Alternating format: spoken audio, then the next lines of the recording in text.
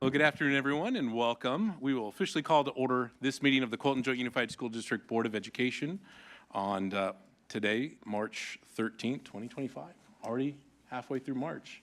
You can believe it. We'll begin this meeting as we do all of our meetings by starting with a roll call attendance. So I will ask Ms. Medina if you'll take roll call attendance of board members.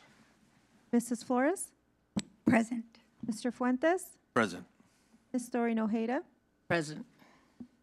Mrs. Haro? Present. Ibarra? Present. Mr. Flores? Present. Thank you for that.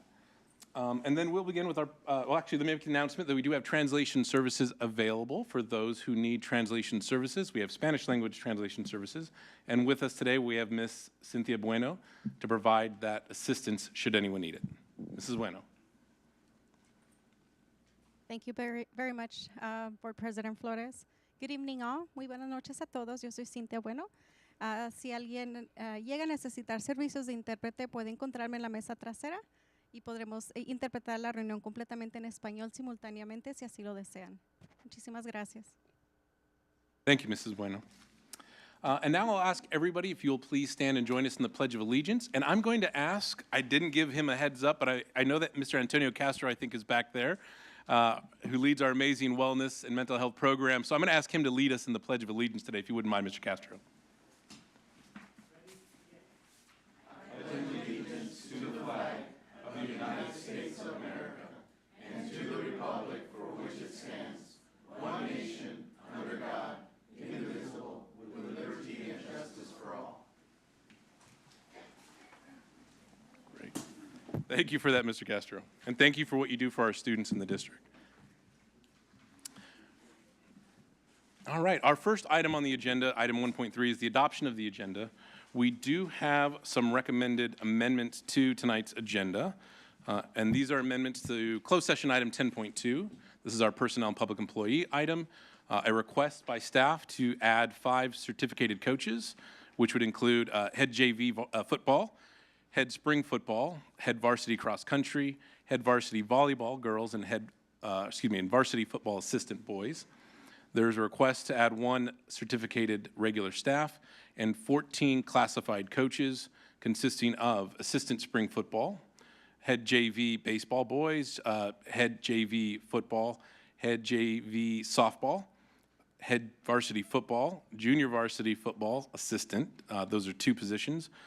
Pep squad director, co-ed 2, track assistant, varsity cross-country assistant boys, and varsity football assistant boys, 3 positions there. And an addition of 5 volunteer coaches for baseball, cheer, football, 2 positions, varsity baseball, and 34 volunteers, inclusive of 32 regular volunteers and 2 observation classroom volunteers. Dr. Miranda, are there any other recommended changes to the agenda? Those are all the additions tonight. Thank you. I'll entertain a motion then to accept the amendments requested for tonight's agenda. I'll second. Great. I have a motion by Board Member Haro and a second by Board Member Fuentes to approve item 1.3 with the recommended amendments. All those in favor say aye. Aye. Any opposed? All right. Any abstentions? Hearing none, it is approved unanimously. This takes us to our Washington High School showcase today. I believe I saw Principal Torres. Principal Torres, welcome, and if you would please introduce us to your student leaders to give the presentation today. Yes.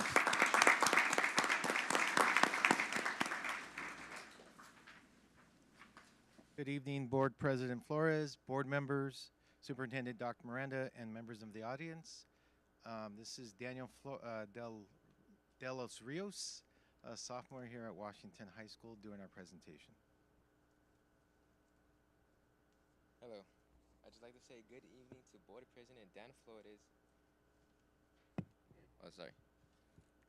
Hello, I'd just like to say good evening to Board President Dan Flores, board members, Superintendent Dr. Frank Miranda, Executive Cabinet, and every individual joining us today. My name is Daniel de los Rios. I am a 10th grader here at Washington High School. I apologize. I'm a bit nervous, but I'm here representing Washington High School And I'd like to say that our school likes to create options. Okay. Our school likes to create options and opportunities to grow mental, academically, and culturally every single day. And I'd just like to say we hosted a resource fair and a gardening kickoff where we actually planted some grass, vegetables in the back of our awareness center. And for the resource fair, we actually had a couple groups that wanted to spread awareness about mental health. And we actually did an annual turkey basket where I just like to say a thank you to Humble Homes for turkeys and the pumpkin pie that they had donated to us, and the Royal Gents for the large amount of money of $200 that they have gave to us, which we actually gave to the families by giving them a turkey and the pumpkin pies and some foods that we had got from the money, which were like canned food, seasoning, and so forth. And I myself did get a turkey and a pumpkin pie, which I ate all by myself. I'm greedy. I like pumpkin. Then I also like to say we did a. Oh, sure. So, okay. I also like to say we did an annual Santa Claus visit where Mr. Fuentes and his daughter actually went to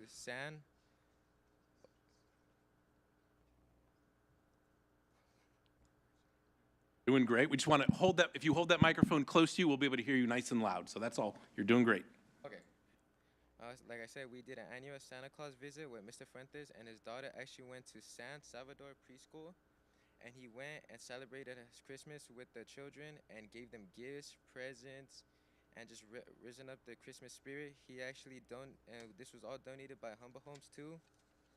And we actually did do a we did a STIM, a STEM fair back in January 25th at a Saturday school where we had a sports medicine booth, and we went there and we went to Colton High School. We talked about the importance of sports, the importance of injuries, and how if you get an injury, it could really mess up your sports life. Like if you're trying to play sports and you want to get a scholarship, but you get an injury, and that injury can cause either you not playing for the whole season, or you just not be able to play like on the team, and which messes up the team, and then it messes up the whole season of the football, like football, soccer, and so forth. And then we also did a semester one awards for independent studies and opportunities programs for the students who have got honor roll of a GPA of 3.0 and higher, and perfect attendance. And we just want to show like we care about our students, and then we show that we see the students, and we just want to show the respect to the students and how we care for them, and we see that they're doing, and we see the work that they're putting in, the progress that they're putting in, and all in all, it's like a great thing for the students. And then we actually we celebrated Black History Month by having a guest speaker, Ashley Dice, come to our school and actually talk to us about her disabilities and the trouble she had went through. She was actually paralyzed from the waist below, but that didn't stop her from achieving her goals. She actually did a weightlifting competition and got 8th place in that. And she was an inspiring speaker, and she really talked to us and told us the troubles the troubles that caused, the troubles that she had to go through, of not being able to walk, not being able to do what we do in our day-to-day life. But like I said, that didn't stop her from achieving her goals. She was a very inspiring speaker, and all in all, it was a great time, and I learned a lot from her. And we actually have a community. We participated in a community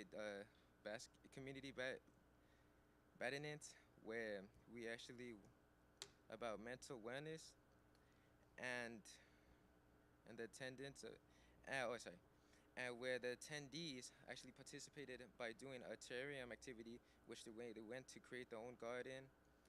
And we actually have we started a community closet working with the child welfare and the attendance department, where we have resources for the CJUSD families, where we practice showing empathy and giving back, where we all know we have a struggle here by, financial issues. If we don't have money, we don't want to we have money to buy our kids like some shoes or clothing.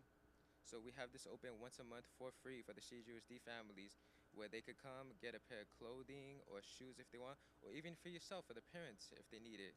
Because we all know, like I said, financial issues are just struggle for our time. We see a lot of homeless around here. It's bad, but we like to donate out to the families and the kids if they ever need any clothes. And then we actually did a cooking class back in March 4th and a gardening harvest where we're in partnership with CalFresh and Health Living, the San Bernardino County Superintendent of Schools, and the Inland Empire Resources Conservation District, where we hosted a cooking class where we prepared vegetable wraps, which we had garden from our garden, which we planted like vegetables, like I said, lettuce, and etc. Thank you. It was actually really good. We actually had some sliced cheese we could put in there that melted when we created the chicken. I liked it. Thank you. And we also did a women's celebration too, where we had guest speakers, refreshments, and activities for the women who participated in like painting. They had some Rice Krispies there. They had some orange juice that they drank. And we did it to promote women's empowerment for both individually and for themselves, for the girls. And we all know that spring break is coming up, right? So which I'm gonna be sleeping in most of the time. I'm just gonna mention that. But after spring break, we're gonna have actual cooking classes, a men's empowerment, independent studies for senior pictures, career day, and a graduation. And I thank you all for listening to my presentation. I am a bit nervous, so I did stutter a lot. I'm sorry about that. You did great. You did fantastic.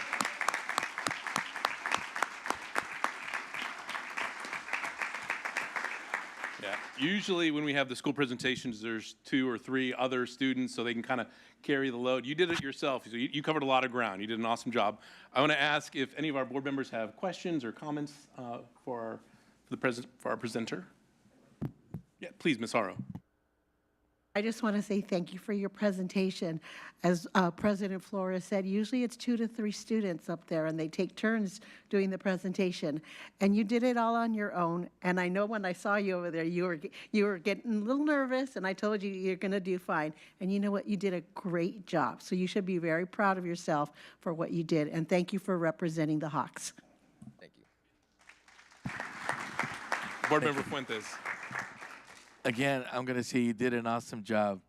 A great speaker always makes people laugh. So you made us laugh, and you carried yourself very well. So kudos to you. Keep doing what you're doing. I'm excited what's going on with things that are happening at Washington. I always get an opportunity to get out there. Even if I'm not Santa Claus, I'll get out there to Washington and just participate in the activities. And you did such a great job. I'm very, very proud of you. You got a couple more years to go. You said you were in 10th grade, right? Sophomore? And so you got a couple more years. Keep working on it. Keep doing it. Keep doing what you're doing. I'm very proud of you. And I know we are all proud of you here. Let's give them a hand again. Thank you. Board Member Ibarra, please. Thank you, Dan. Also, just want to say you did an excellent job. Was this your first time in front of a large group like this? Yes. Oh, not bad. No. Not bad. So, you know, you'll get better. And one of the things that we love about our student representatives is that when you bring all the information and all the events and everything happening at your school, I mean, they're exciting times. It helps makes the school run more efficiently, but also makes students want to go to school. All these events, you know, for the female students, the cooking, the wellness, everything that you're offering is just more experiences for every student to be able to just learn from. And as a representative yourself, you are the one that's guiding and leading the way. So continue doing what you're doing. Like my colleagues say, you're only a sophomore. I mean, next time we see you, you'll probably be an expert in front of us here talking and doing real well. So congratulations, and thank you for being here today. Board Member Thorian Ojeda, please. Thank you so much. I enjoyed listening to all the things you shared today, and you shared quite a few things, and it sounds like you're doing great things at school. The part that gets me when I see students come up, especially one like who makes us laugh, is how excited you are about school. And that's what we really want to promote and have kids have that feeling of belonging and wanting to be there and wanting to learn. And you shared so many things about what you learned, and you think about that across the entire school and how much was going on at that school and building community. And I'm really excited for you. And thank you for that. I really have appreciated hearing you tonight. Great job.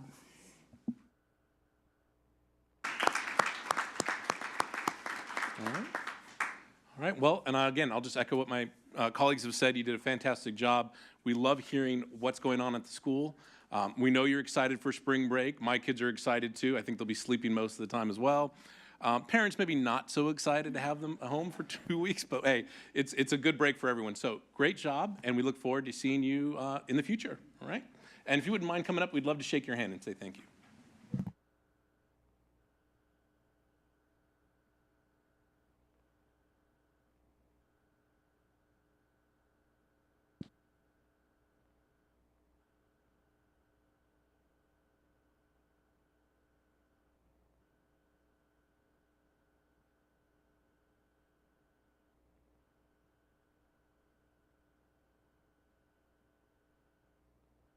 Test, test, test.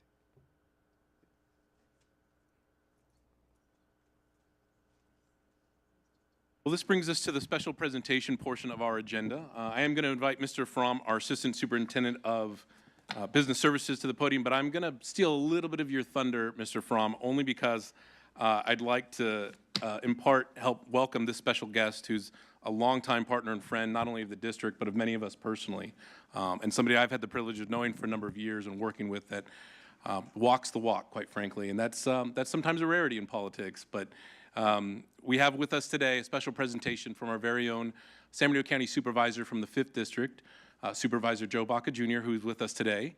And I thank you, Supervisor, for being here. I know how busy you are. I just wanted to reiterate that your history of support for the school district, for the school districts in your community, does not go without notice.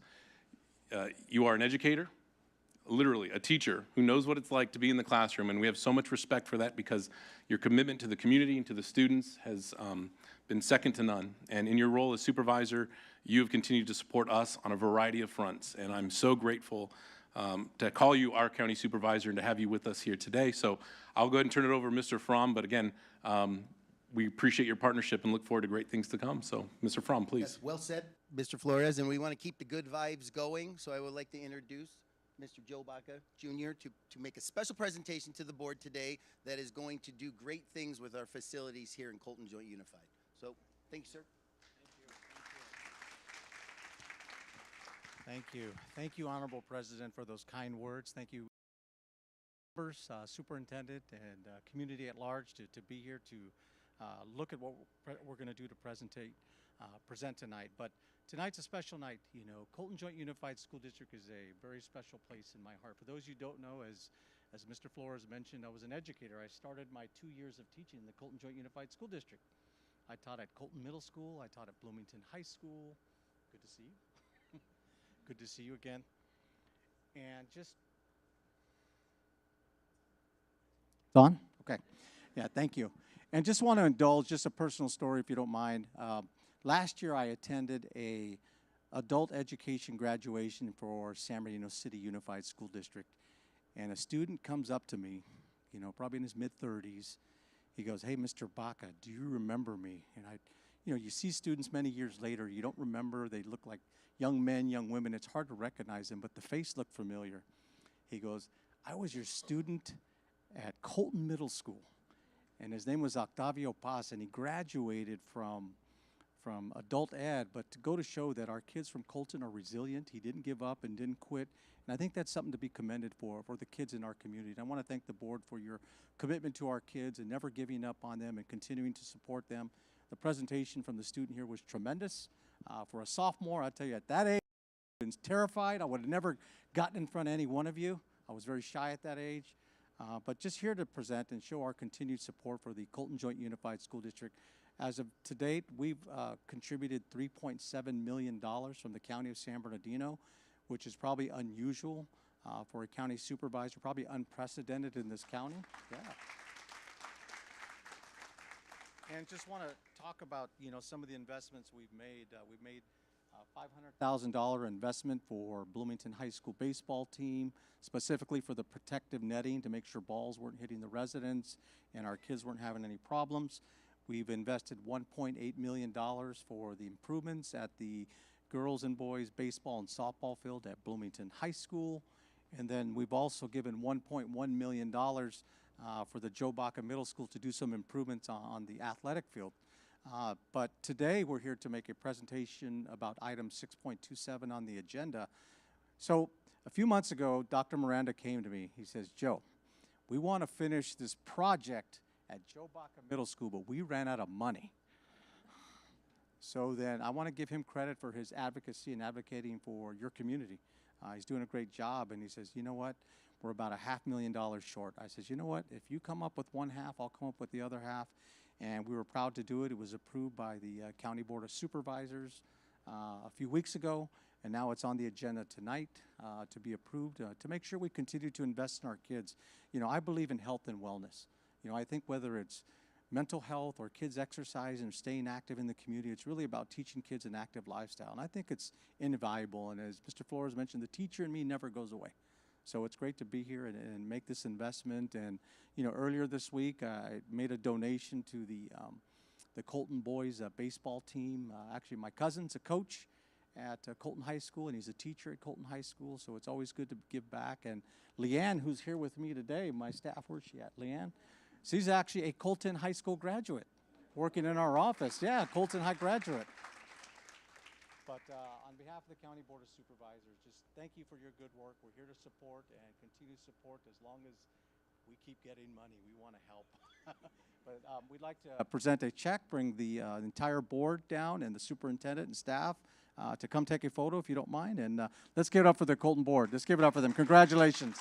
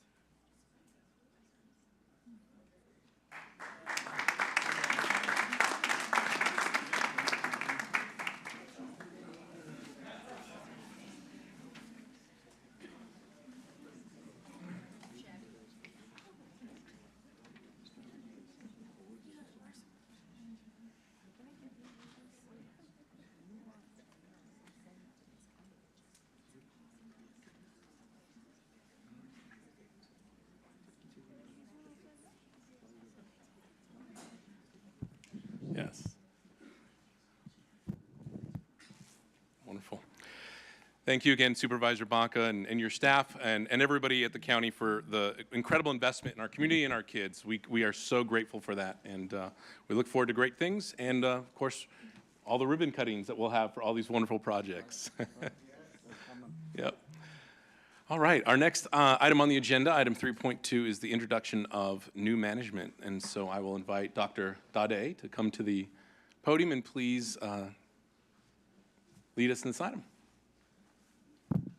Good evening, Board President Flores, board members, Superintendent Dr. Miranda, and our audience here this evening.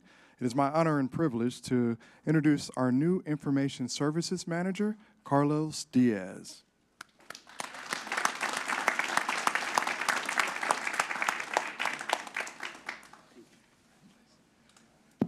And Carlos will first start off with Supervisor Joe Baca. Also created a special certificate for you to welcome you to the district as well. So there you go. Thank you. And Carlos joins our management family with an extensive background in IT. He was a junior business analyst for Restoration Media. He was a junior VB.net programmer for American Fruits and Flavors. And then his last several years have been as a programmer Analyst 1, Analyst 2, and supervising programmer analyst for Pomona Unified School District. He is an alumni of Mount San Antonio College and graduated from the University of Rochester. He enjoys hiking, local hikes like Mount Rubidoux, the Claremont Loop, and Etiwana Falls. He is a Bloomington community member, lives in Bloomington. And my favorite fun fact here, he's just got married in December.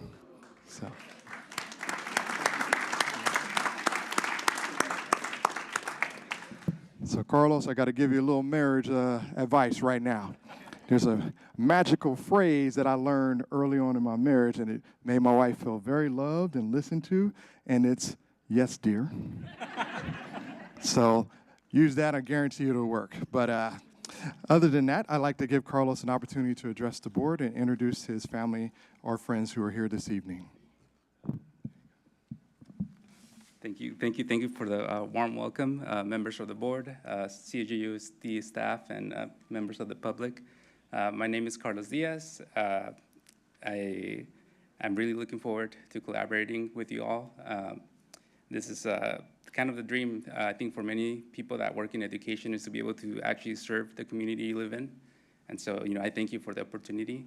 And yeah, this is my wife, Angie. She's also a counselor at Pomona Unified. So yeah, thank you.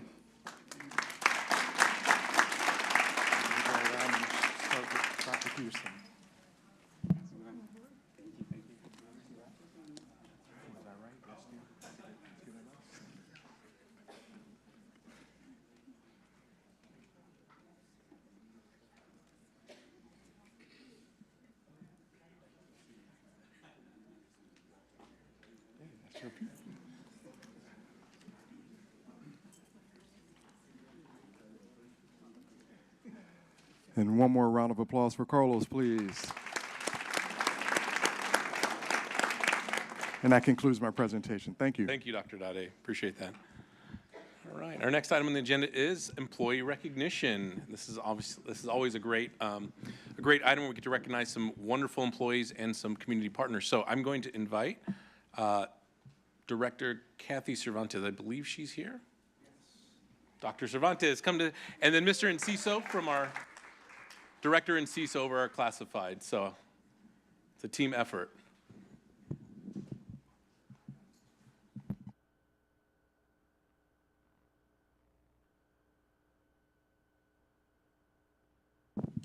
Good evening, Board President Flores, board members, Superintendent Dr. Miranda, and members of the audience. My name is Eric Enciso. I'm Director of Human Resources Classified, and I'm here to proudly present the employee recognition for the month of February.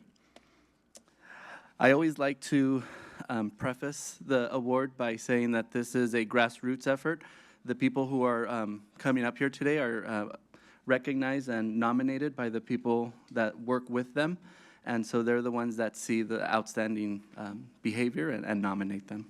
So first up, I'd like to call our classified member, Edna Powers from Wilson Elementary.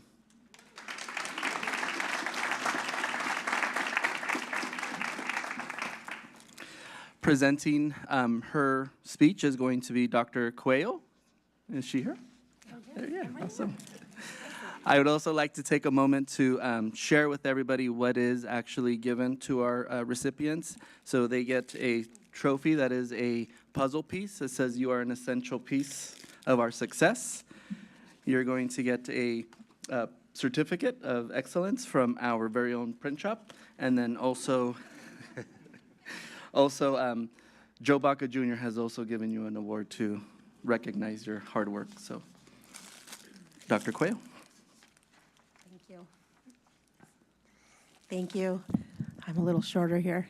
Good evening, Board President Flores, board members, Superintendent Dr. Miranda, and members of the community. It is an immense pleasure for me to have the opportunity to tell you all about Mrs. Edna Powers. Edna has a long trajectory of service and involvement within our district. She's been with us since 2013 and since 2020 at Wilson. Specifically, Edna works with our special education students as a special education instructional assistant. Mrs. Power's strong work ethic, vast enthusiasm, and desire to do her best are evident in everything that she does. Through the efficacy of Edna's work, one can see her unequaled dedication, professionalism, dependability, responsibility, and perseverance. Everyone on our site can attest to her excellent character as she consistently demonstrates kindness, selflessness, humility, and generosity to everyone she encounters. In fact, after the first year at Wilson, we started to wonder if her last name really was Powers, because she does have magic powers with students. When you step onto our campus, chances are you'll see Edna patiently working with a student that's having a rough day. We would see her gently calming the student down, and that magic that she can make happen with a child is truly remarkable. Flexibility is the next word that comes to mind when describing Edna, as she continuously revises her schedule to accommodate new students and/or changes to the service minutes of existing students. She often generates her own materials to monitor the progress of her students in their goal areas and shares those results with them to make sure that the students know where they are in their learning. Throughout Edna's journey with us, she has also served on the PBIS team, where she provides great insight to the team. She implements the PBIS framework while going above and beyond to support any and all students that are needing a little extra love. All of our students naturally gravitate towards her as they know that she genuinely cares about each and every one of them and wants them to be successful. Mrs. Powers is a lifelong learner, and she is constantly reinventing herself to keep up with our students' needs. She works closely with Mr. Sargent, our RSP teacher, who's also here today to support Edna. And he always shares with us how she creates various themed token boards to motivate individual students. She engages them in artistic endeavors as a motivational tool and to make their time in the RSP room more enjoyable. He feels so fortunate to have Edna working with our students. If you could see Edna in action, you'd see that her face lights up when she sees that student reaching his or her academic and behavior goals. Edna, we're truly blessed beyond belief to have you at Wilson. You help our students shine, and tonight it's your turn to shine.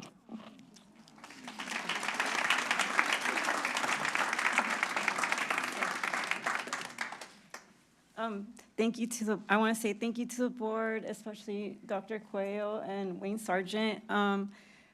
It's been a great time at Wilson, and I hope I'm there for a long time, and I keep building new memories with these students, and I've had a lot of great memories with old ones, and I just can't wait to see more smiling faces and seeing them succeed every time they've reached their goals, and that's my joy. Every time I see them smile and they're excited, and that makes me very excited. So thank you, everybody.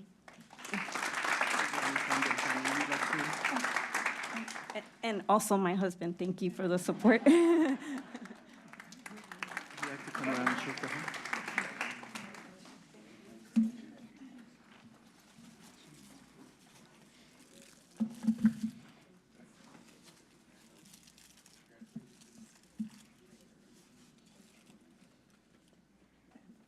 Another round of applause, please.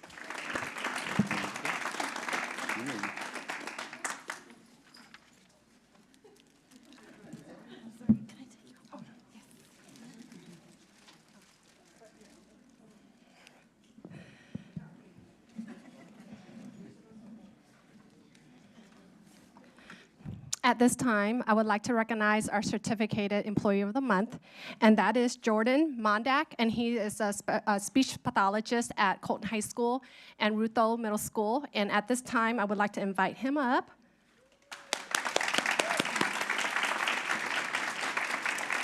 And introducing him is Director for PPS, Rob Pearson.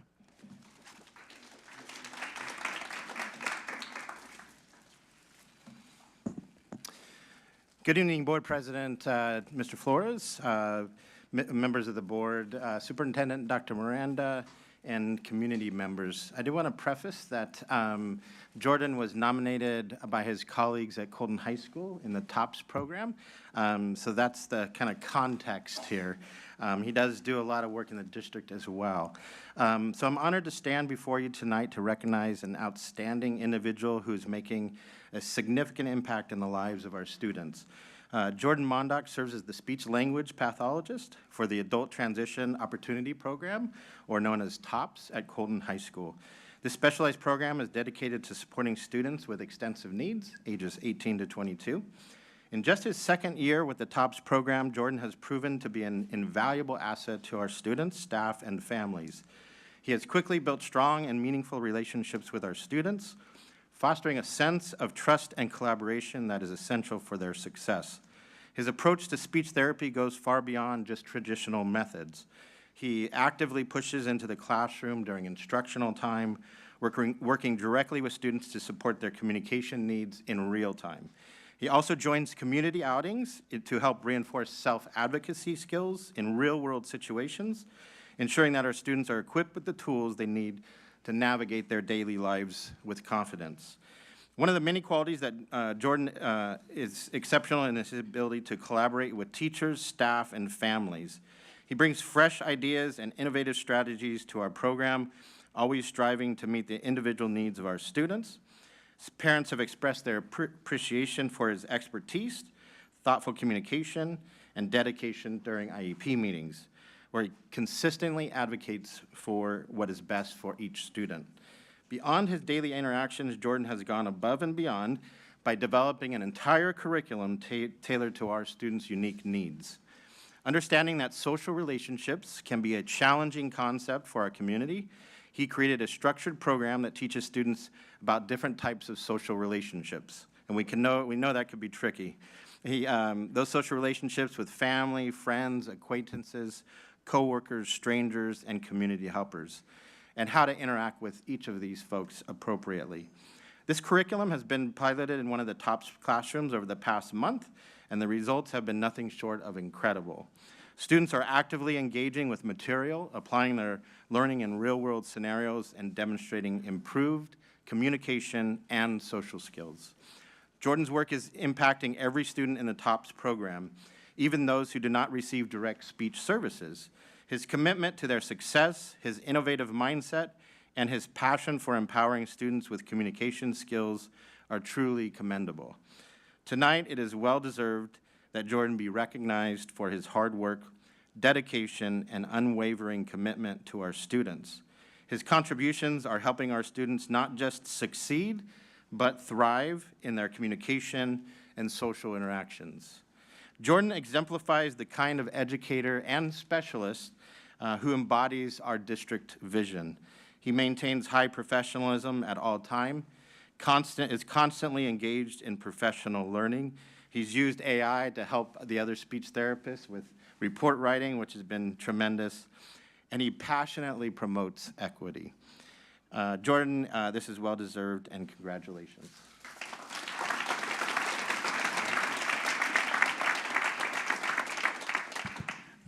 It's an honor to be here and to be recognized, so thank you to the board and to the community members and to the staff that I work with. Actually, a fun fact, Daniel, the student who was here, he was one of my first students that I worked with 4 years ago at the middle school, so it's just a blessing and an honor to see them thrive and grow within this district. I just want to shout out my lovely wife, Alexi, who's she's due in a month with our first child, so I just thank her for her support through everything.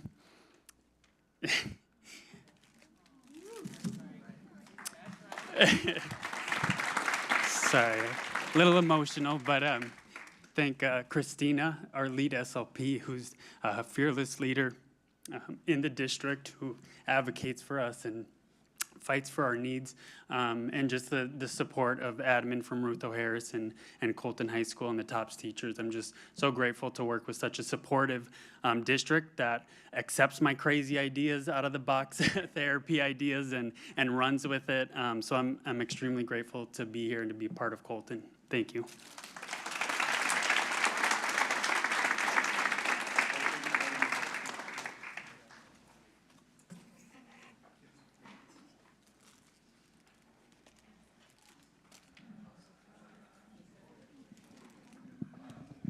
One more round of applause for Jordan.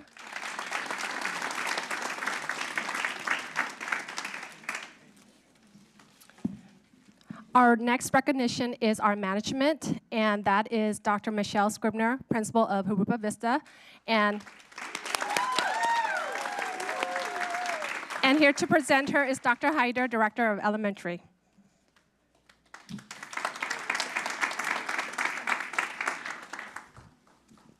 Good evening, Board President Flores, board members, Superintendent Miranda, and members of the audience. It is my honor to recognize Dr. Michelle Scribner as Management Employee of the Month.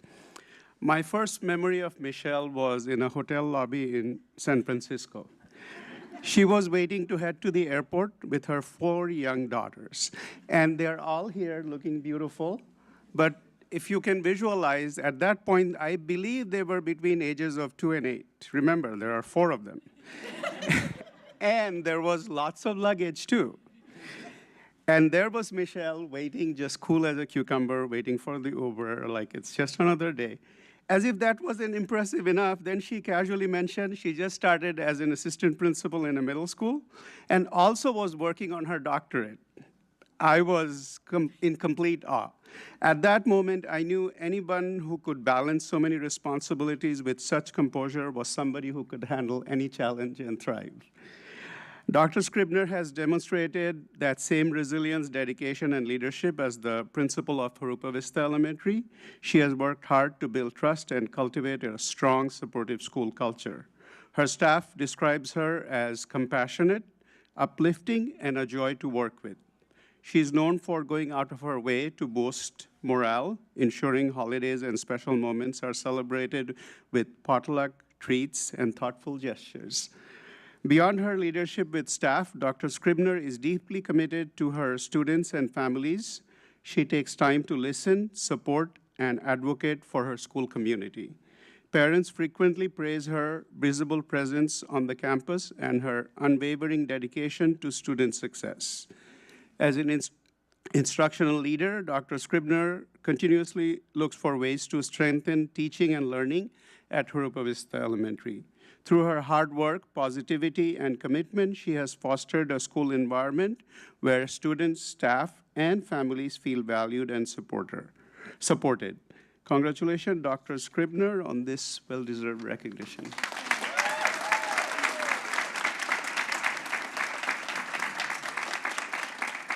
Thank you, Dr. Hyder. You made me cry. Thanks. Thank you, Board President Flores, the school board, Dr. Miranda, and the community of Jurupa Vista, who's here. Some of them are here today, along with all of the other colleagues. It's been 18 years I've been in the district, and so all of my family is here, all 4 of my girls that have grown up. They've all been born here in our district, and they've grown and learned along the way with me on our journey. My husband's with us, along with my parents. They are my biggest supporters. They help me do all the crazy things I like doing here at work. So thank you very much. I'm deeply honored to have this recognition tonight. Thank you.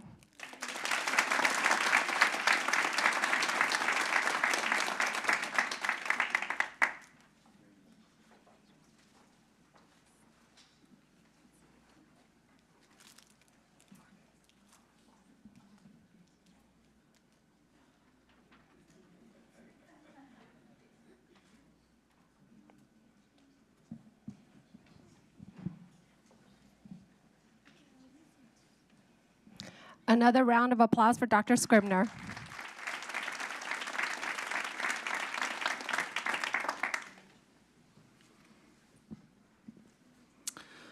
Our next category is a testament to the vision of our superintendent, that is the community plays a big role in the success of our school district. And so for the next category, it's our community partner. So that's going to be the Colton Women's Club. Come on up.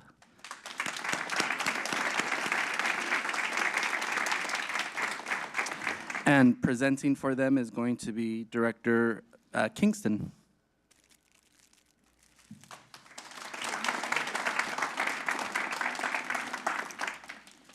Good evening, Board President Flores, board members, Superintendent Dr. Miranda, Executive Cabinet, and members of the audience.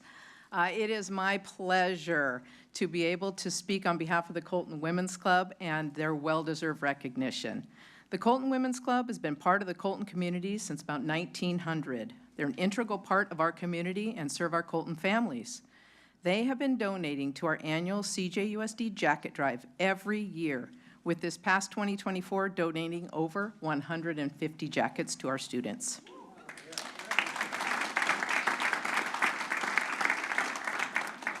Every year, they go above and beyond in donating to our students and participate in our annual back-to-school resource fair and backpack giveaway. Every year, they have a booth with resources for our families, and anytime we call on them, they are there to help. With their long history and dedication to our community, they've also established a scholarship program for Colton High students and are well-deserved of this recognition. Please join me in recognizing the Colton Women's Club.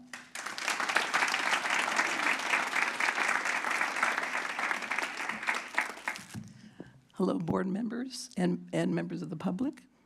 My name is Denise Files, and I am part of the Women's Club, which, a fun fact, it's going to be celebrating its 125th anniversary this fall.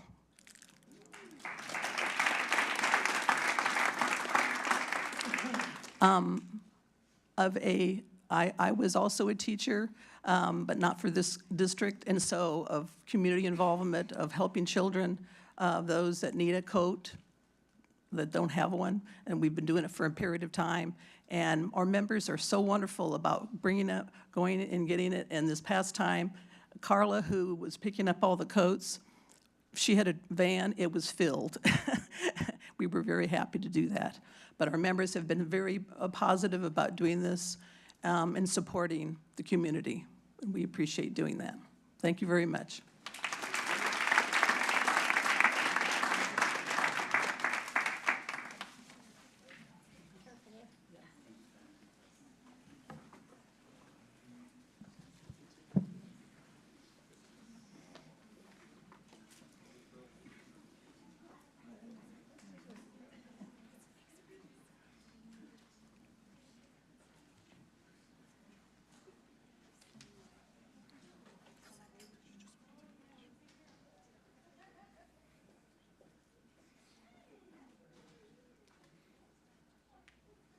One more round of applause for the Colton Women's Club.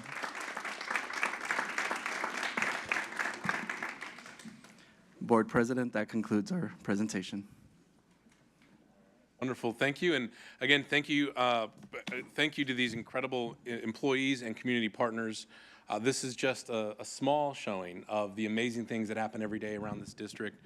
And we're only successful because of all of you that are out there working with our kids every day. And you make them shine.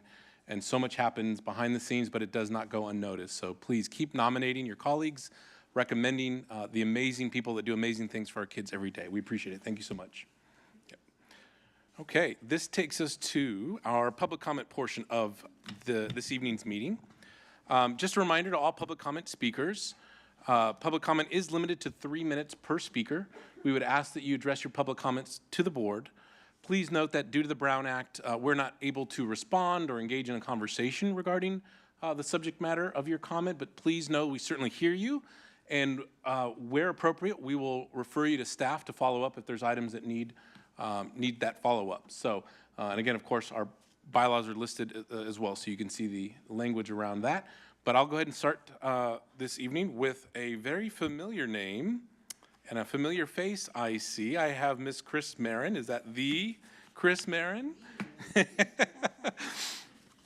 Please come. Yep, absolutely. Principal Marin.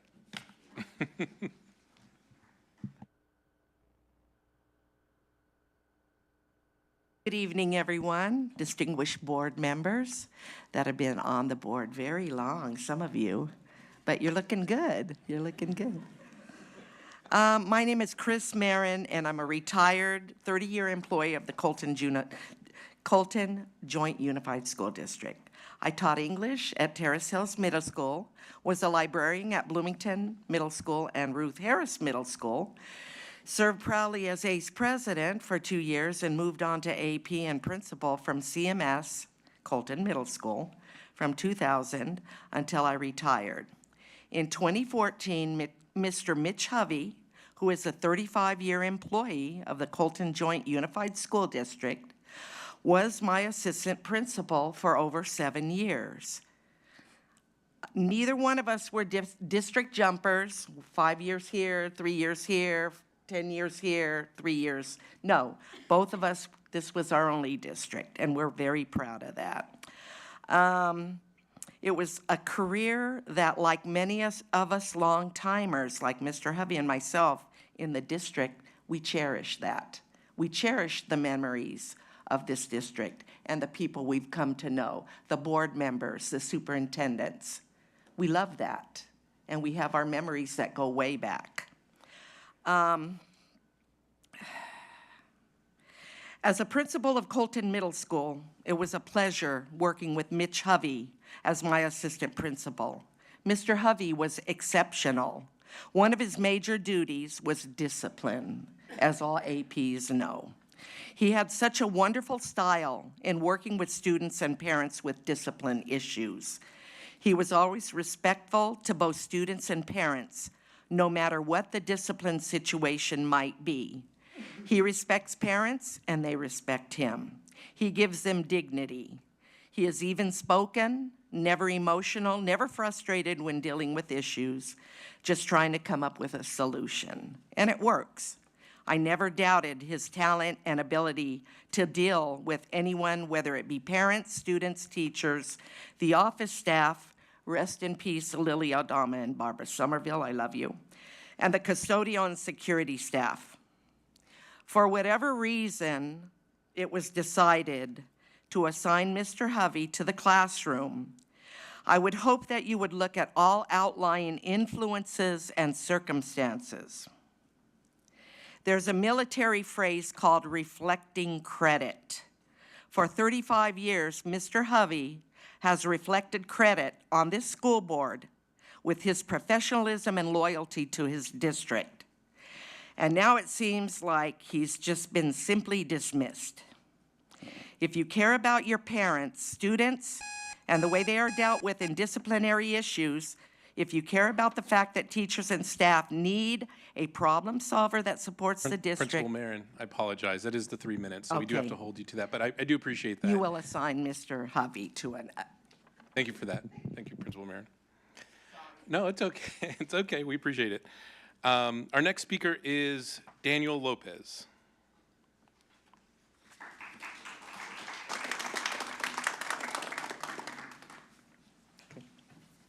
When do I start? Please, whenever you're ready. Good evening, members of the board, parents, and faculty. My name is Daniel, and I have been a band student in the CJUSD district, the Colton Joint Unified School District, for 7 years, including the last 3, as a member of the Colton High School Band. Throughout my time in this program, I've had several band directors, and I can say with complete certainty that Mr. Campbell has been the best. His impact on our band and on each of us as students has been nothing short of transformative. That is why I stand before you today alongside my fellow band members to ask that you allow him to continue leading our program. Before Mr. Campbell arrived, our band was simply going through the motions under our previous director. We had no competitions, no real field shows, and little opportunity to grow. When you made the decision to hire Mr. Campbell, you changed that. He brought structure, ambition, and vision. Our performances improved, our reputation grew, and the band began to realize its full potential. The decision to hire him was a step forward, and now please don't let us take a step backwards now. Your investment in us has already made a huge difference. The new uniforms, which we are so grateful for, are not just pieces of fabric, they represent our identity as the Yellow Jacket Regiment. Mr. Campbell worked closely with students to design a uniform and logo that truly reflect our band, our school, and our community. That kind of leadership and dedication cannot be easily replaced. Concerns have been raised about Mr. Campbell not meeting certain criteria, but I ask, how can such judgments be made without truly observing his work? Mr. Abbott, who voiced these concerns, only attended one rehearsal on a day when Mr. Campbell was absent due to a medical emergency. How can anyone fairly assess his performance without witnessing the day-to-day growth of our program? Furthermore, when Mr. Abbott met with us, the band members, to discuss our concerns, Mrs. Modikev, the assistant principal in charge of the VAPA or VAPA program, was not even present. If this decision is truly affects the future of our music department, shouldn't the person overseeing the program be involved? Another issue raised was budget. It was stated that Mr. Campbell had not spent his $60,000 budget, but the process of approvals and signatures makes it difficult to meet spending deadlines quickly.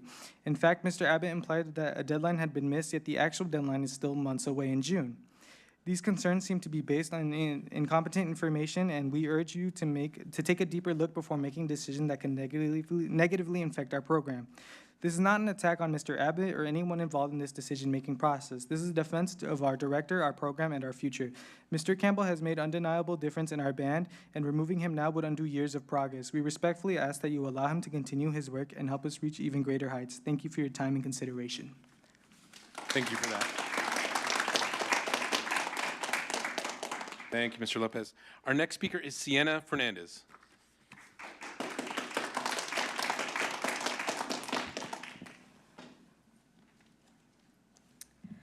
Good evening, everyone. To be completely honest, when I was writing the speech, I didn't know how to word it because I can be very confrontational and brutally honest. But Mr. Campbell always told me to speak from the heart, especially as a band leader. I'm here today because I strongly believe our band program needs improvement, and re-electing Mr. Campbell is the best option.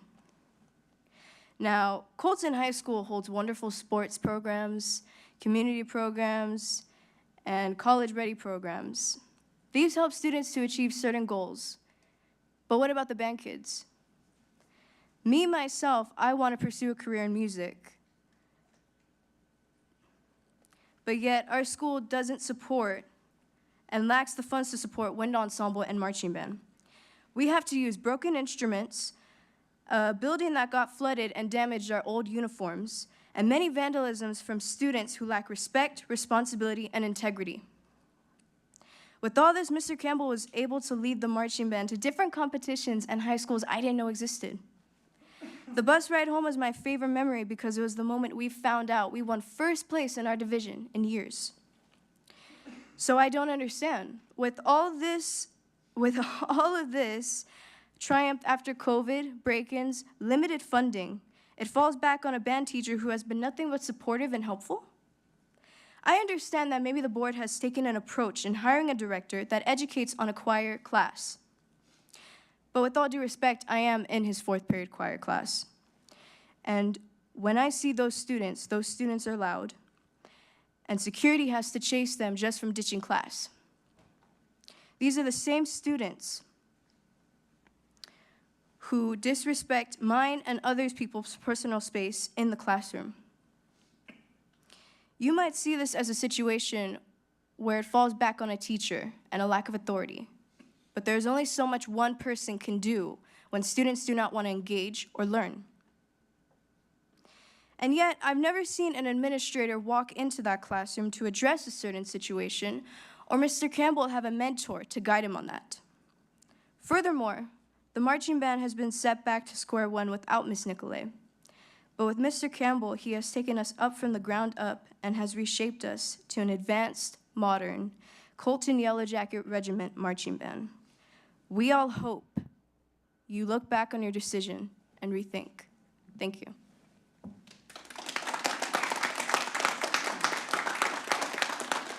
Thank you, Mrs. Fernandez. Our next speaker is Ashley Angelina Gonzalez.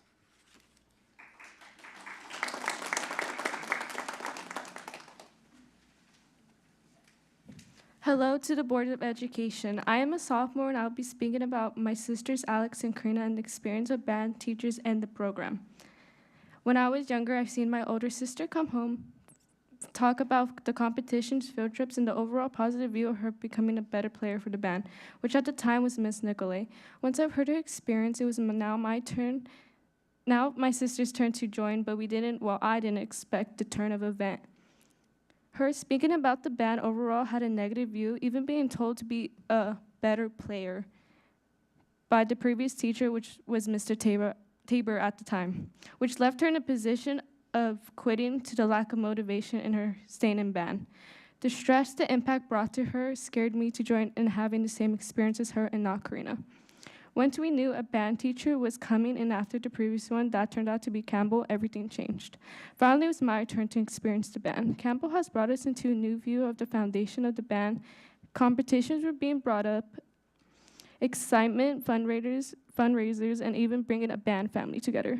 I know all 3 experiences and 3 teachers were different, but seeing how the previous band director didn't even seem to put as much effort to keep the band as it was before and leaving the band to be picked up again, which turned out to be a new start of the band. Campbell was the person we needed and I needed to treat the band experience of the years I have left in high school, which brought memories, new techniques of playing, legacy of winning 2 wins for competitions and new uniforms.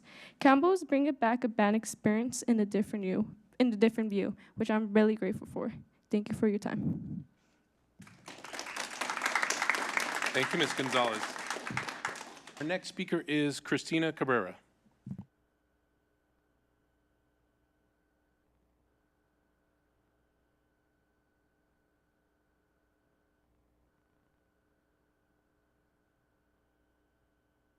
Board President and board members. My name is Christina Cabrera, and I'm a speech-language pathologist for our district. On February 28th, I emailed the board with serious concerns regarding our speech department conference attendees being required to cover their own hotel costs. At that time, I remained hopeful that with the 2.5 weeks before the conference, a resolution could be reached. First, I want to thank the board members who reached out and acknowledged that this situation is unacceptable. Your recognition of this issue is greatly appreciated. However, I wish I were standing here today to express gratitude that the district resolved this issue and covered the necessary costs. Unfortunately, that just isn't the case. I left the conference this afternoon and drove here to update you on this ongoing failure. We have 19 dedicated speech-language pathologists and speech-language pathology assistants who were put in an impossible position, either personally front the cost of their $1,300 hotel stay, reduce the number of days they would stay in the hotel, or commute back and forth daily. As a result, some of our professionals are now driving 2 hours each way, turning a 10-hour conference day, 9 a.m. to 7 p.m., into a grueling 14-hour day. I had the opportunity to meet with individuals who should have had the ability to resolve this issue. However, in one of those meetings, the conversation seemed to focus more on the steps I had taken rather than on resolving the issue itself. Another conversation concluded with an acknowledgement that while this situation may not be fixed in time for this conference, steps would be taken to prevent this from happening in the future. While I appreciate future solutions, let me be clear. This is not the first time conference payment issues have occurred. I have personally experienced hotel payments not being processed in the past. The only difference now is that my colleagues, the very professionals I work with, are now experiencing it too. It's also important that I share with you that not one apology was issued to these conference attendees. That is just unacceptable. Board members, I strongly urge you to ask the necessary questions, particularly those concerning accountability and equity. The dedicated professionals in our speech department hold themselves to the highest standards to provide ethical, meaningful, and impactful speech and language services to the students and families of this district. They deserve more respect than what they received in this situation. Thank you for your time. Thank you, Mrs. Cabrera. We appreciate that. And it is my understanding, Superintendent, this is an ongoing conversation we'll be looking at and working with our staff as well as their labor representatives. So thank you. Our next speaker is Samantha Sandoval.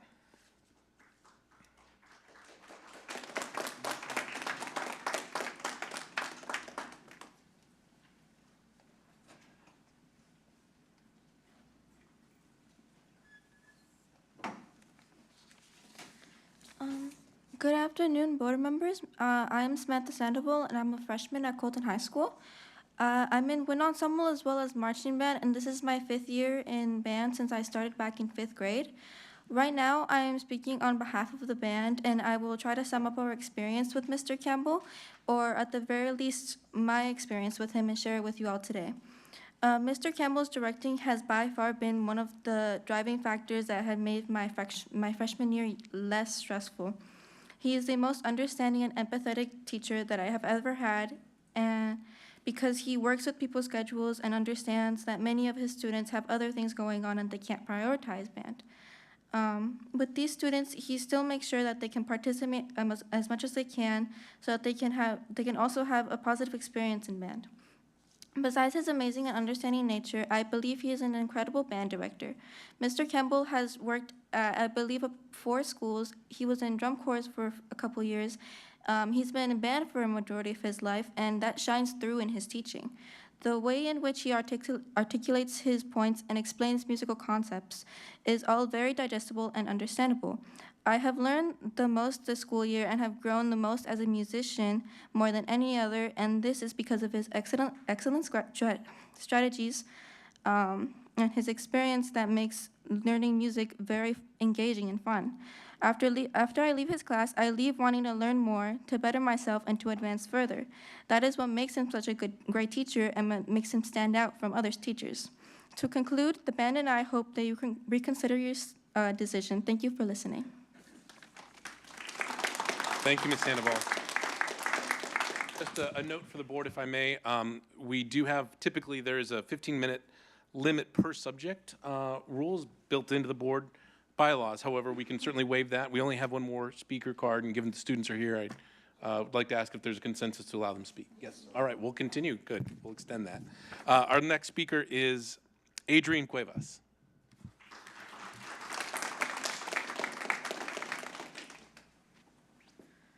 Hello, good evening. My name is Adrian Cuevas, and today I will be speaking on behalf of the reconsideration for Mr. Campbell to stay in, the music program for the Colton High School. Mr. Campbell has been a major role model in the musical industry for me. He's not only played the role of an amazing teacher and a dedicatedly inspiring human being, but he's played a role of a, oh, I lost where it was. He's played a role of an inspiring human being and an amazing teacher to most and so many more of the band kids. While you might have opposing views of some of you shouldn't get that attached to a teacher, it's quite hard not to when all he does is make us feel welcomed and accepted as to who we are and as to who we all want to become, all within the 2 years of knowing him. Questions and doubts of how can it be so easy for an instructor to bring so much trust and comfort to their students in such a short amount of time? You may ask, well, let me give you a brief summary as to how this is possible.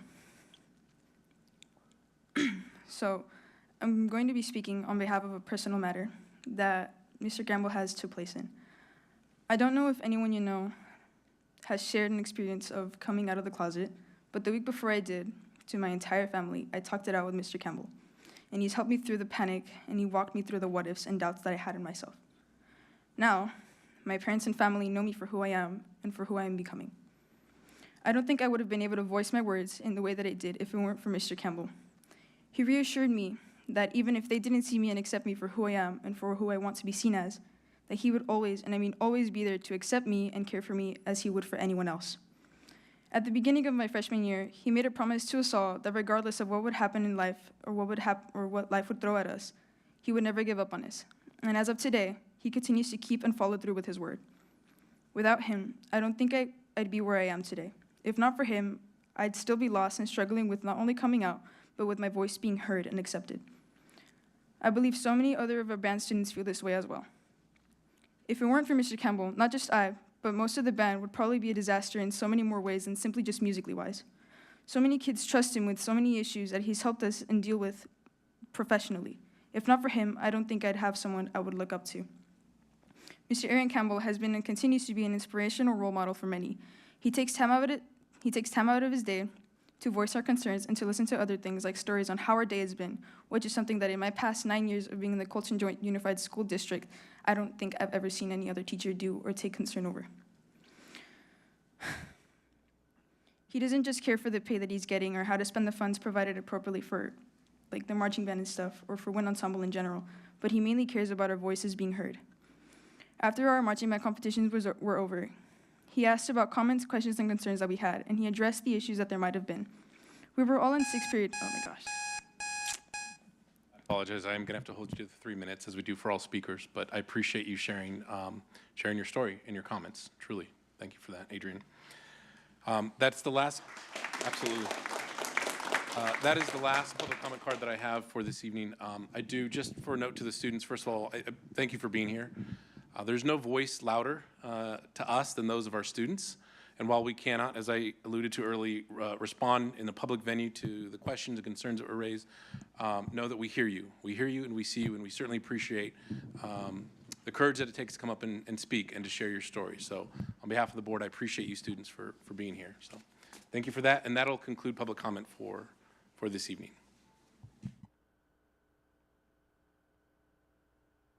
Okay, next items on our agenda are administrative presentations for this evening. And students, you're welcome to stay if you'd like. This will probably be a little on the boring side if you have homework to do. Well, no offense, Craig. I find it very fascinating, quite frankly. But no, students, feel free if you'd like to leave. That's certainly fine. I know you have lots of homework and things to do. So we'll just give them 1 minute, Mr. Fromm, to let the students go ahead and step out. Sorry about that. You make it exciting, though, right? Challenge accepted. That's right. That's right.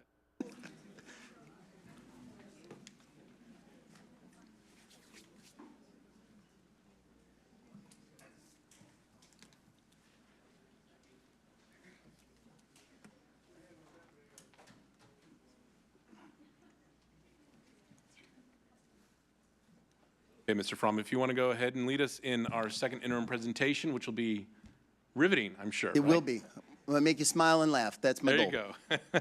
So, welcome to our third update for the 24-25 fiscal year.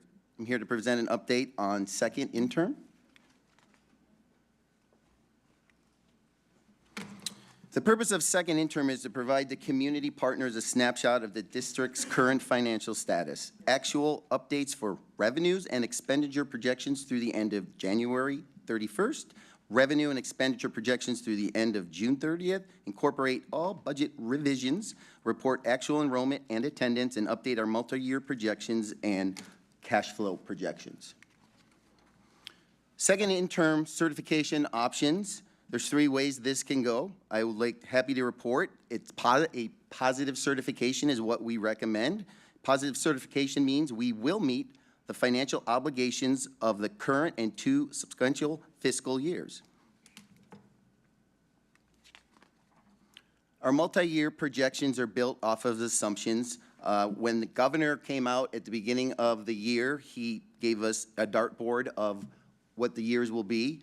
Our current year plus 2 out, and that's how we build our multi-year projections. One piece of information I want to point out in here, if you look down on 4th line for LCF COLA for 25-26, the dartboard currently shows 2.43%, but as of last month, that's projected to come in a little bit lower, around 2.2. We'll know in May when he releases his May revise what the actual COLA is for the 25-26 school year.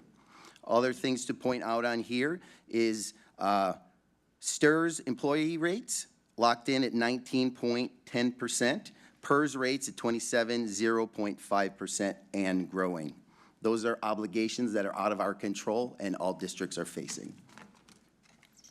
This next slide is it paints a 10-year trend of our funded ADA. Back in 14-15, we had a little over 22,000 funded ADA. Up to last year, we were down to 18,958, a drop of close to 900 from the previous year. This is very important because ADA is what brings the dollars into our school district. Next slide is a pie graph to show the percentage of where our funds come from. The biggest portion of our funds is our LCFF funding at almost 75%. Then we have our state funding at 14.4%, federal funding at 6.1%, and 4.8% for local. Now, the 6.1, that could change. We don't know what's going to be going on in the United States right now, so It won't grow, it could get lower. So we'll know more as the year goes on in that, and we'll just have to adjust when we know changes are coming from the federal government. But as of right now, there isn't any that we've been informed of that are gonna happen. But I assume, or I'm projecting, there probably will be some change coming.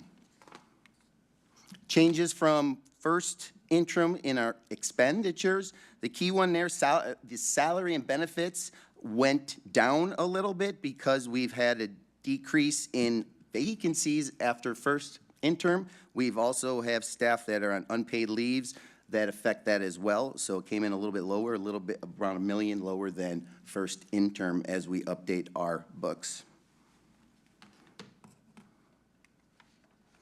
Next is our multi-year projection on the unrestricted side. As you can see, some key things in there. If you go down to restricted contributions, that keeps on growing. A big chunk of that is special ed, and the remainder of that is routine restricted maintenance. We have to fund that at 3% of all of our expenditures because of the fact that we participate in the fact getting dollars from the state for our facilities and that. So that is growing. That's not a Colton problem. That is a state of California problem. Special ed costs keep growing and growing and growing. So you look at that, you look at the top row there, that would be your gross check. Down below that, restricted is the net once we take that out and we transfer that to restricted side. Also, I want to point to the ending fund balance. As you can see this year on the unrestricted side, 24-25, $75 million it's supposed to project to end at. But if you go two more years down to 26, 27, it's a little bit above 14.6 million. About 12.5 million of that is a required 3% reserve that we're required to maintain per state law. Next is the multi-year projection for combined. So we have two types of funds. We have unrestricted, and we have the restricted. This combines them both in that. So the fund balance looks a little bit better on this end in that, with a big fund balance on the restricted side at 125 for this year, but as you can see, it goes down to a little bit over 38 million in 26-27. This slide here is probably one of the most important slides in the slide deck here. The red line shows our expenses. The green line shows our dollars that we bring in. We need to work on bringing those lines to overlap, and we're working very hard to accomplish that. What's up next? May 21st, May revise. We'll know what governor is going to fund based on his original release a few months ago. Then June 5th, we'll be up here with the LCAP budget hearings, and then middle of June, we'll be back up here to adopt the LCAP and budget. Questions? Board members. Quick one, at least with respect to ADA, which obviously we're seeing trends across the state, really across the country, reductions in student enrollment. When we make our predictions on ADA, do we take into account things like proposed or approved housing developments? We do have some projects in the district, not a ton, but I know in Grand Terrace, for example, there's a fairly large apartment complex coming in, and there's some infill housing projects in Colton and prospectively in Bloomington. So is that something that we look at? We factor in the enrollment projections, but the ADA, since we're declining, is a 3-year average of our past, current, and what they project going forward. But we factor that into the enrollment. Once again, I've stated this, and I will state it every time we speak here. California is only one of 6 states that still fund based on your average daily attendance, but we have to staff and prepare that they're all showing up in that. So I will say that every time I present here. Hopefully that will change sometime. We need it to change. There is the funds in the state to be able to tackle declining enrollment. If the state comes out and give school districts more per pupil, excuse me, that could help that. But until that changes, this is a world we live in. We get money based on the percentage of kids that show up in that. So we're doing a good job, Dr. Ortiz and his team, of getting our ADA number up to where it needs to be. But every percentage we can get that up will bring over a little bit over $1 million to us, and that's why it's important to have our students come to school, not only to learn, but it helps with our finances as well. So a 1% increase equates to roughly a little over $1 million in revenue. Yeah. Board Member Flores, please. On the slide where it shows the unrestricted revenues and expenses, you said that our goal is to overlap those two. They need to be going in the same direction on top of each other. So that means we're spending the money that we have and our expenses align. Right now, as you can see, our expenses, that's why our fund balance is going down, right? But there's a lot of things that are out of our control, like the contribution to special ed and things along the line like that, declining enrollment along the way in that. So we are slowly working on correcting that, but that's the most important slide here. We want that red line to be on top of the green line, or we'll put the green line on top of the red line, but they need to be the same, or that green line needs to be higher than the red line in that. This has nothing to do with the certification. No, the certification is based off being able to meet our financial goals in the current year +2. So as we sit here today, we are, because we're above our 3% reserve we need in all 3 years, current and +2 years out. But that third year out right now, it's not that far above. Thank you. You're welcome. Board Member Barr, please. I know this might be a preempt question, but because of the uncertainty of the Department of Education through the federal government, and particularly them targeting on SPED, our special ed programs, coincide that with the fact that the state of California has never fully funded special ed, and we funded, it seems like over the years since I've been on the board, a higher and higher percentage going along. Have you or the cabinet start thinking about the what ifs? What if they eliminate the Department of Education, they eliminate the funding for special ed, and how we're going to handle this? Because for me, that would just divide that chart up there even more so. And right. And so it would make it even more impossible for us to put those two lines together, along with other things that they're talking transportation, they're talking about eliminating quite a few things, and reneging on the electrical buses and everything along with that. So any thought on maybe starting that discussion with cabinet at this point in time, or is it too early? Or yeah, it's never too early. We've begun to talk, but it's hard to know because we don't know what they're going to take away. But one of the things that you brought up, a very good one, there's another one we have to look at is nutrition, right, as well, too. We get funding for nutrition meals from federal government, too, and that. So there's a lot of unknowns out there right now to speculate. So because everything that I've been told, every workshop, they're not going to touch the schools, it's not going to affect us, but until it does, right?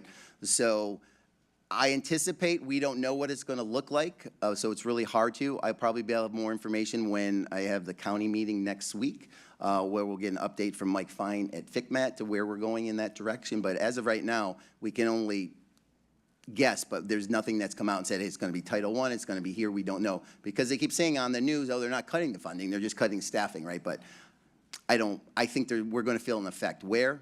We don't know yet. okay, along with that, has cabinet started to develop a plan to get the expenditures and the actual money together?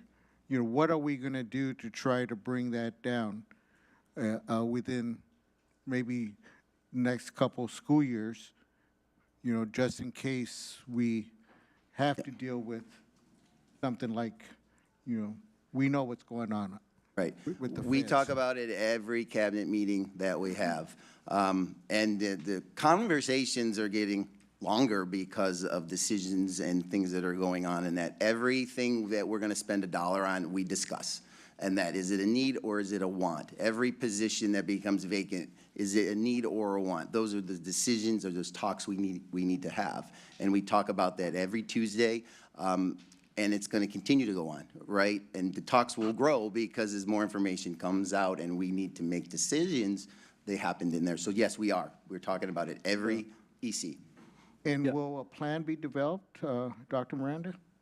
Absolutely. Great questions and points. And so as Greg stated, not only cabinet meetings, look, so 85% of our budget is people.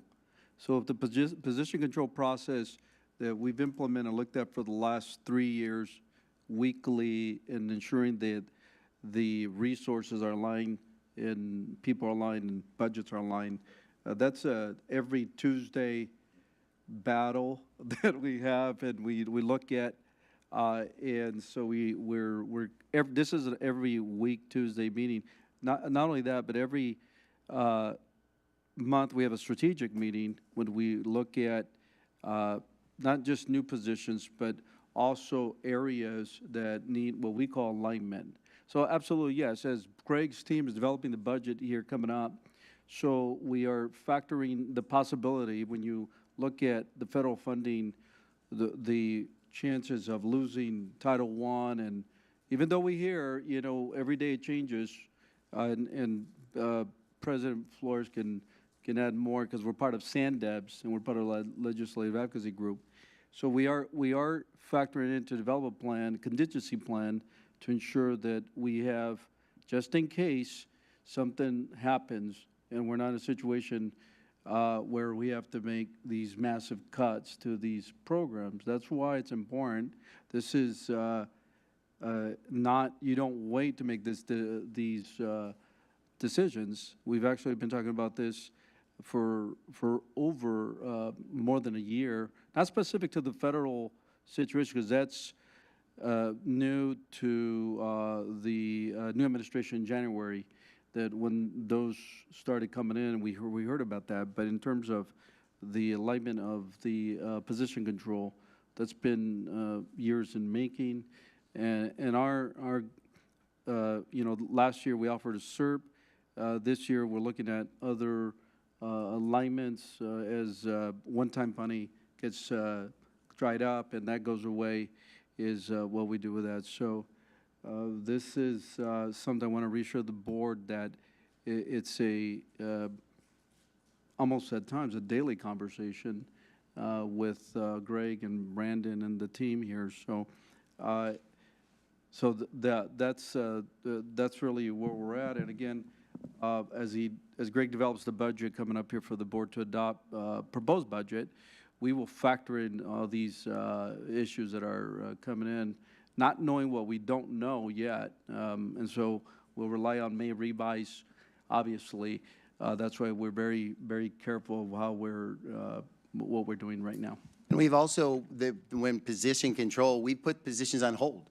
That we said we're going to wait till May revise comes out so we know what the financial picture looks like. And I anticipate that happening more and more too as vacant positions come up, to put those on hold, because once you hire them and you put them in, you don't have the funding. That's the wrong thing to do. So we're putting things on hold till we know. May revise will give us a better picture of what the fiscal year will look like next year and that. So there are certain things, we put things on hold if it's not an essential need right now until we have more information. And one of the things that, and I've mentioned this for several years, is that, you know, never do I want to see this district have to go back to 07 and what happened back then, where we had to lay off people. So we really, really need to be wise in how we bargain and what we need to do, because, you know, employees do count, and it's so important. And, you know, and just, you know, the experience that I went through, and we went through, those who were on the board, Pat, at the time, was not something we want to see our district. So, and, you know, so just, I guess, prepare. Yeah, just prepare. Thank you for answering my question. Thank you, Greg, and Board Member Ibarra. You asked, I think, the question that we're all looking and waiting to see what's going to happen with respect to the Department of Education and federal funding. So we had a long conversation at SANDEBS. I'll kind of boil it down to the 30-second version, but essentially what we're looking at federal level is really three questions that are really before Congress and the administration. Number one, the question of whether or not we keep the Department of Education at a federal level or dismantle it. So whether you believe it's needed or not, necessary, important. The second question is, okay, you may get rid of the department, but the funding can remain and then be sent to other departments. So for example, you can send special education funding to HHS and let RFK Jr. administer that in his department. And so you would take these funding streams and hand them off to other departments. The challenge with that is those folks aren't necessarily in the business of education, and so them actually understanding what special education funding is and why it's important, or whether it's Pell Grants or financial aid to low-income students that are going to college. The third point, and wrestling right now before Congress, is you have appropriated funds already. The Congress has said, spend this money, get it down to the states and to the schools, and there's some question as to whether the administration is trying to put a hold on that. So that all being said, I think the consensus reached, Dr. Miranda, was, and I had pushed for SANDABS, since it represents the entire county, is to prepare a letter, to draft a letter that we will send to our entire congressional delegation, representing all San Bernardino County school districts, saying, please protect the funding. Not necessarily saying we have to keep the Department of Education, because I think that one's probably, there's some maybe debate about that, but where there was a strong consensus is the funding has to remain. And so that'll be coming at next month's agenda for adoption. And what we can do is bring it back here. We can adopt it as a district as well, get it to our members of Congress, because that's going to be our best bet. I'm not a fan of sitting on my hands waiting to see what's happened. We've got to put pressure on our members to represent us and fight for our kids and our district. So there was a consensus. And the beautiful thing is, we have a diverse county. There are folks who are talking with Congressman Obernolte on the Republican side. There's those of us who have reached out to Congressman Aguilar, Congressman Torres, who represent our district. And this is really a bipartisan effort, which is great to see. So. Now, special ed funding is very low from federal government anyways, right? So I pulled back this slide again here on the restricted contribution. If the federal government funded it fully or gave more money, that number in the red would be a much lower. And part of the problem that number is in the red so big is because the federal government gives us very little amount of money for special ed. And it's on the districts to do it as well. So that's part of the reason that problem there. The biggest tackle would be Title I money. Title I is huge. Is going to be a huge piece there. And we are a Title I district, right? So we receive a lot of Title I money, and there's all the school sites have their SIPSAs, and Title I money is spent there. So if that's cut, that's going to be a bigger hit, in my opinion, than special ed, because they don't even fund it accurately now. It's poorly funded from federal level in that. But while it may not be a large number in the grand scheme of our budget, Mr. Fromm, it still helps. That's a position. Yep. That's a service that somebody's getting. They're a student need. Yep. So there is an impact. Even if it's one student, there's an impact to somebody's life. So, absolutely. But yeah, I'm excited that we'll be able to advocate to the members of Congress, and we'll see ultimately what happens. So. Oh, thank you for that information. Totally appreciate it. One of the major concerns that I have too is the free lunches and breakfasts, because that's on the chopping block too. So, the more we advocate, the more we get the word out. We try to see what we can do to protect.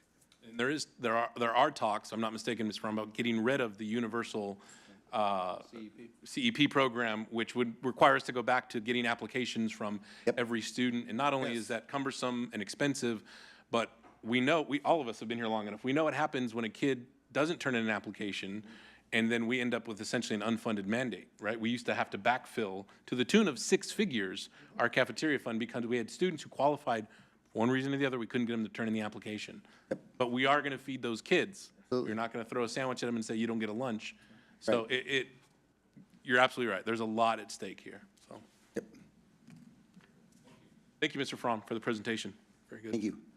And I think you're still up to bat, if I'm not mistaken. I'm going to hand it over to my team. So I have amazing Jay Kim and Jessica, our transportation director, to present our, there you go.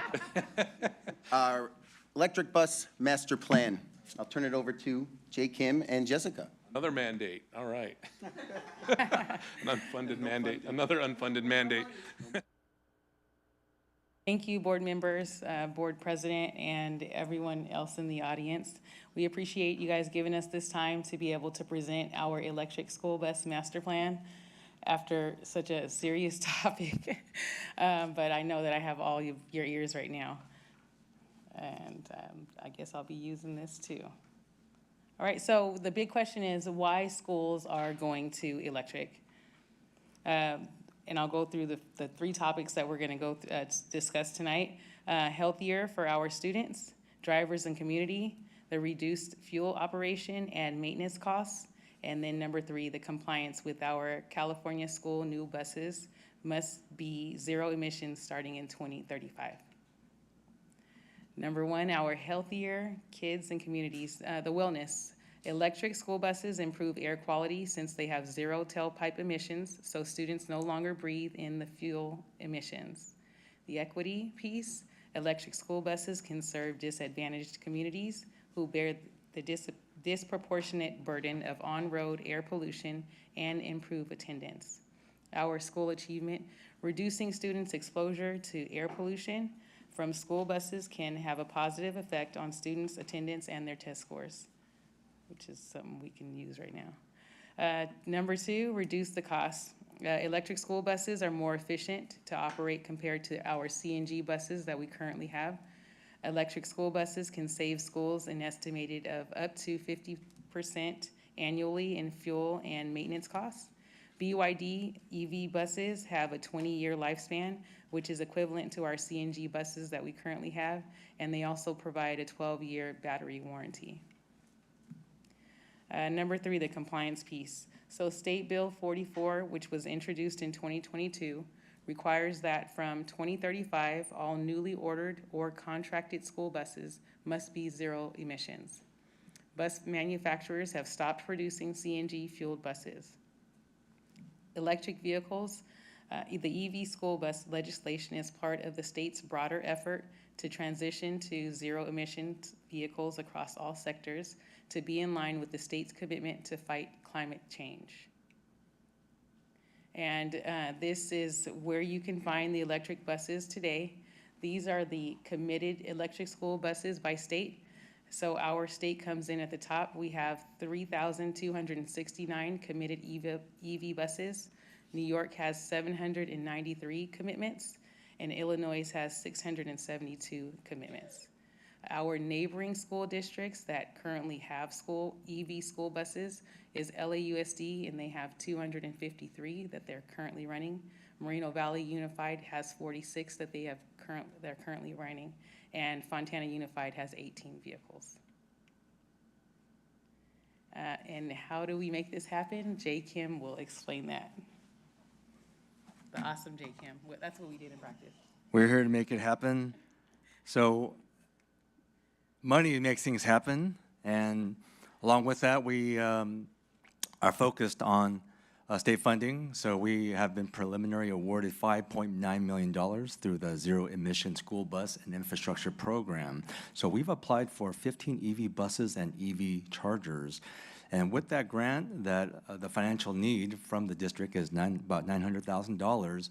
But along with that, we're trying to stack every grant and incentive that we can. So we are also applying for the AQMD Lower Emission School Bus Program, which is estimated at $5.4 million. So we're currently in the application process, and we are applying for 15 EV buses and EV chargers that can be stacked with the ZESB program, but we're also applying for an additional 15 buses and EV chargers on top of that as a standalone grant.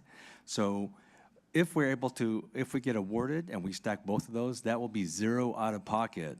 And Mr. Fromm said, you had me at zero. So to get in the numbers, the ZESB grant, the cost of 15 EV school buses is about $5.7 million. The award for the ZESB grant is $4.7 million for the buses alone, and the district out-of-pocket would be about $900,000. And now along with that, we're able to apply for tax credits through the IRS, and the net cost to the district would be about $395,000. And on top of that, we have been awarded EV infrastructure costs for conduit and EV chargers, and also a transportation award funding for the transportation department for training, mechanics, and other equipment. So the beauty of our situation is we are applying for the AQMD grant, and those put together, the cost of the EV buses is $5.7 million. That once again, the ZESB award is about $4.7, and if we get awarded the AQMD grant, that covers 100% of the cost of the EV buses, and also leaves us with $1.4 million for EV infrastructure and EV chargers, along with additional funding for mechanics, training, and also additional supplies. So that's the best case situation that we have. And we're also actively working on tax credits. So currently, we are monetizing our CNG stations to the California Low Carbon Fuel Standard credits, which generates approximately $85,000 annually. And on top of that, we are also planning to apply for the alternative fuel tax credits through the IRS, which will also generate another $95,000 annually. And along with this EV transition, there are also tax benefits as well. We are planning to apply for the federal EV infrastructure tax rebate program, which will get $100,000 credit per site that we upgrade, for example, the bus yard.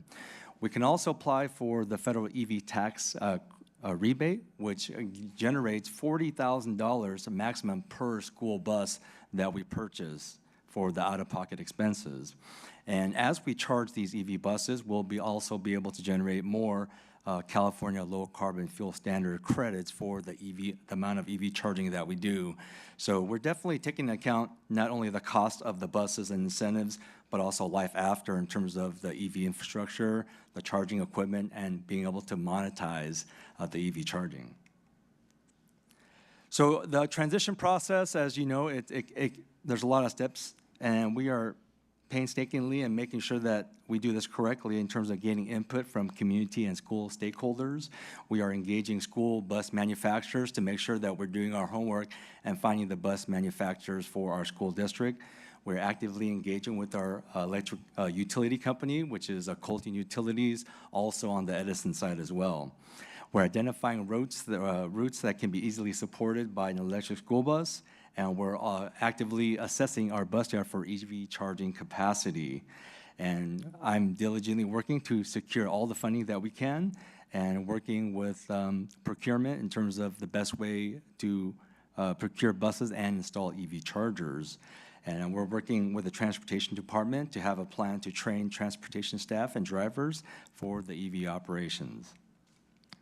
So in terms of the 4-year funding plan, so there's federal funding, state funding, also local funding. So as you can see, we have a preliminary award for the ZESB grant, and so we'll be bringing to the board next month an agreement so we can get that approved and execute that agreement. And we're also planning on EV infrastructure development, and then we'll be able to process a purchase order for 15 electric school buses. And along with that, if we are awarded the AQMD grant, we're currently in the application process. We will receive a notice of award in July, and at that time, we can also stack that grant with the ZESB grant for 15 buses and also receive funding for 15 additional buses and EV chargers as a standalone grant. And looking forward to the next few years, as buses are delivered, we will receive grant payment and we will be able to pay our bus manufacturers. And then as a part of these grant programs, essentially we need to scrap an older CNG bus. We still have 2 diesel buses that are on the blocks to be replaced with EV school buses. So essentially it's a cash for clunkers program. So as these buses, we have many buses that are over 20 years and at the end of useful life, it's a perfect opportunity to leverage funding to make that transition. And in terms of the operational 4-year transition plan, we're focused on planning and procurement, a facility and site assessment, operation, fleet, and infrastructure plans. Once again, aggressively working on funding and grant writing and procurement. And we're in the process of doing charging infrastructure, coordinating with our utility provider, and making sure that we understand what upgrades need to be made at the bus yard, and also investigating all charger installation and commissioning processes.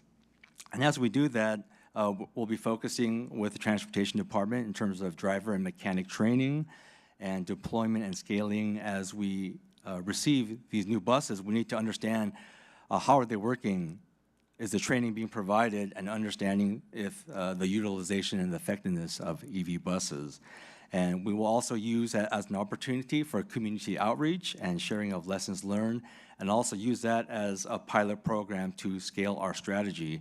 So by 2028, our goal is to have 30 EV buses out of 73 buses deployed with 30 EV chargers installed. And lastly, in terms of EV bus transition, there's a lot of considerations transitioning to this new technology. Number one, there can be high upfront costs, the cost to upgrade infrastructure. Also, number three, charging infrastructure and grid capacity. And there's also things that we need to consider, such as what do we do when there's a power outage? And also there's, with electric vehicles, range and performance concerns, and also weather sensitivity when it's too hot and too cold. Also, maintenance and training is very important, and also getting an understanding of the battery technology in terms of how long will these batteries last, and what do we do if they need to be replaced. Also, funding and financing is a key element, as well as making sure that the technology of these new buses integrate with existing systems in terms of what the transportation department already uses and is already familiar with. So that said, we're talking to other school districts in terms of lessons learned, and definitely working forward to make sure that we're well positioned, especially on the funding side. I think we're off to a great start with our ZESB grant, which is approximately $5.9 million. So with that, we want to open up to questions and comments. Thank you. We appreciate the presentation. So I'll go ahead and ask if there are any questions or comments from board members. Okay, Board Member Haro, please. Okay, so also new. I mean, it is and it isn't. Does our current bus yard have the capacity for all of these new buses? And is the area also have the capacity for the charging and all of that? Yeah, so we had a conference call with the Colton Utilities today and with our electrical contractor. And so our plan is we have capacity at the current bus yard for these new 15 buses. And if we want to continue to expand in terms of more EV chargers, we're planning to connect to the Colton High School side in terms of Colton High School has a lot more capacity for EV infrastructure. So we have a couple options. Our phase one is with the first 15 buses to install more EV chargers at the current bus yard that has a separate electrical meter. And as a second phase, as we get more awards for another 15 buses, we will connect those EV chargers to Colton High School because they have much larger electrical utility service. And my next question is, you alluded to, what is the capacity, the mileage on these buses? Currently, the technology has improved drastically. So right now, it's approximately 100 miles per charge on, for example, a BYD Type A bus. We had the buses come out this week for testing and demonstration. So we're looking at 100 to 150 miles in terms of range on one charge. And the type of chargers that we're planning to do is DC fast charging. So after the morning route, buses can come back to the yard and top off with a midday charge as well. But even on a full overnight charge, the minimum range is about 100 miles. Okay, so how are these buses going to work for after-school activities where they have to drive whatever, the football team, and, you know, not so much like during the regular season, but like the playoffs, and they go to Port Hueneme and they go all over the place. How's that going to work? I'm just curious. Yeah, so we most likely would not be using the EV buses for those types of trips at this time. We would use the EV buses for our local home-to-school activity. We would continue to use our CNG vehicles for the longer trips. Just the questions, because I think I see people with Teslas and says, oh, it goes 300 miles. I go, they can't even go to Vegas on a full charge, you know, something. How are these buses going to work? So, okay, thank you. Are there other questions? Member Fuentes? Yep. Pat kind of answered the question. So it's about 100 miles, and we're talking 100 miles with AC going, and how many kids can fit in one of these buses?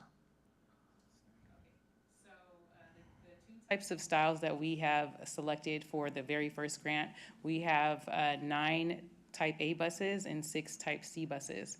So the Type A buses will hold about 24 passengers, and then our Type C buses will hold about 39 passengers. So they're not, very big buses to begin with. I'm thinking that we'll probably utilize them for our special needs transportations for That was my next question for the special needs. Will they have the capacity for wheelchairs and all of that, the lifts and all that? styles will meet the wheelchair accommodations. They will be ambulatory, non-ambulatory, sorry. Well, my comment was, I want to commend you for your presentation today. Zero cost, like I said, you had me at zero too, so that was really good. I just Heard want to that before. Yeah, yeah.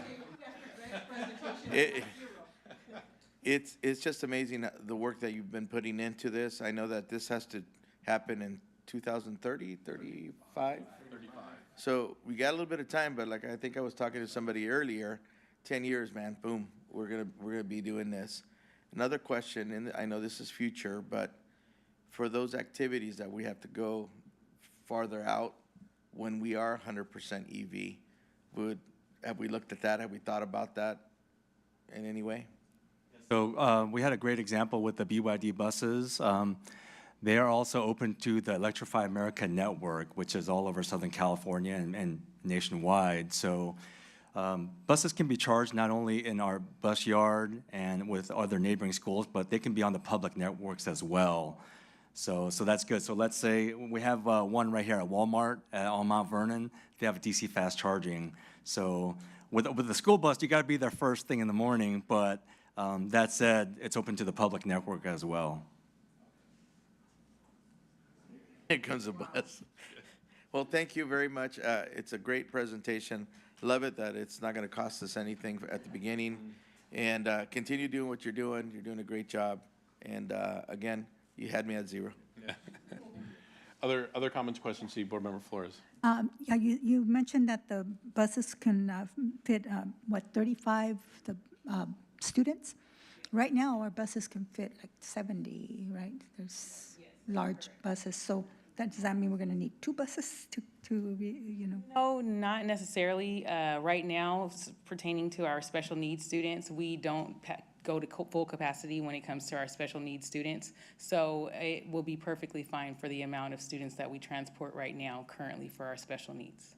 Okay. And then I had a question regarding the grant. You said in July, you mentioned, is that when it would be announced? Yes, yes. For the AQMD grant, we'll get notice of award in July. But the ZESB grant, we have a preliminary award, and we're waiting for the agreement. Oh, okay. We'll bring that to the board next month. So the $5.9 million, that's locked in. Yeah, thank you. And one last question. So right now, if we wanted to buy a bus, they stopped manufacturing the fuel buses. So we don't even have that choice, right? Right, it's not even an option anymore. They are no longer making CNG vehicles. Okay. All right, thank you. Sure. How would training look like for our bus drivers? Right now, we currently do proficiencies, and they would look very similar to the vehicles that we do current proficiencies on. The only difference is the electric vehicle. That's the only difference. All of the gauges are pretty much the same. Where they do their the functions that we need in order to transport our students with our red lights. Everything else is on the bus the same. The driver's seat moves the same. The steering wheel moves the same. The only difference is it's electric versus CNG. Yeah, and I can speak to that. I actually test drove one a few years ago. I got peer pressured into it.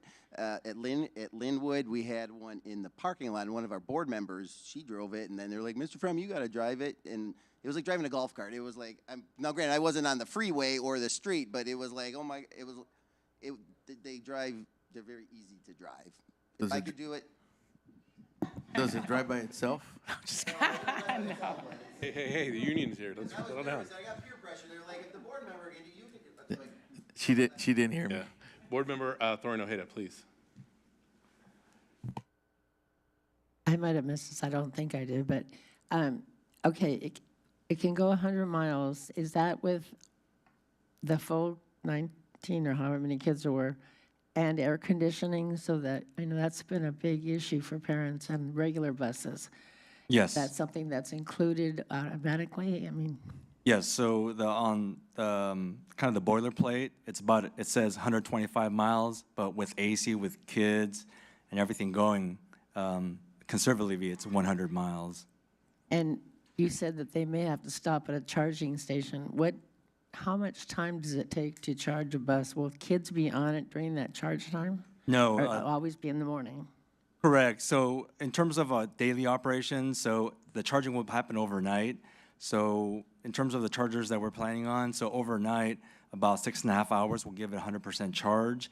If buses need to top off on the DC fast charger, it'll take 3.5 hours for 0 to 100% charge. But with the 100-mile range, that should be enough for a full morning and afternoon route. Jessica, I think the average longer route is about 40 miles. So if you do morning and afternoon, that's about 80 miles. So Yeah, that's correct. In most cases, we won't necessarily utilize these buses for the 40 miles. We'll probably most likely use the ones that we drive 23 miles in the morning and then another 30 miles in the afternoon. So we'll never expect someone to be charging with children on the bus? Absolutely not, no. But we do have to, for CNG, that's not a quick fill-up because those are plugged in overnight. Talk a little bit about how long it takes to fill up a CNG bus. Right, so in order for our CNG vehicles to be topped off, we do have to leave them plugged in overnight. There's no way for us to fill up within 3-hour period. Other comments or questions? Okay, sure. Board Member Ibarra. First of all, I'll start off with a comment. Enjoyed your presentation, very informative. It's always nice to see how we're going to do something and, you know, where the funding's going to come. So I just want to say kudos to both of you for that. And we'll just keep our fingers crossed that we continue getting grants to help move this project along.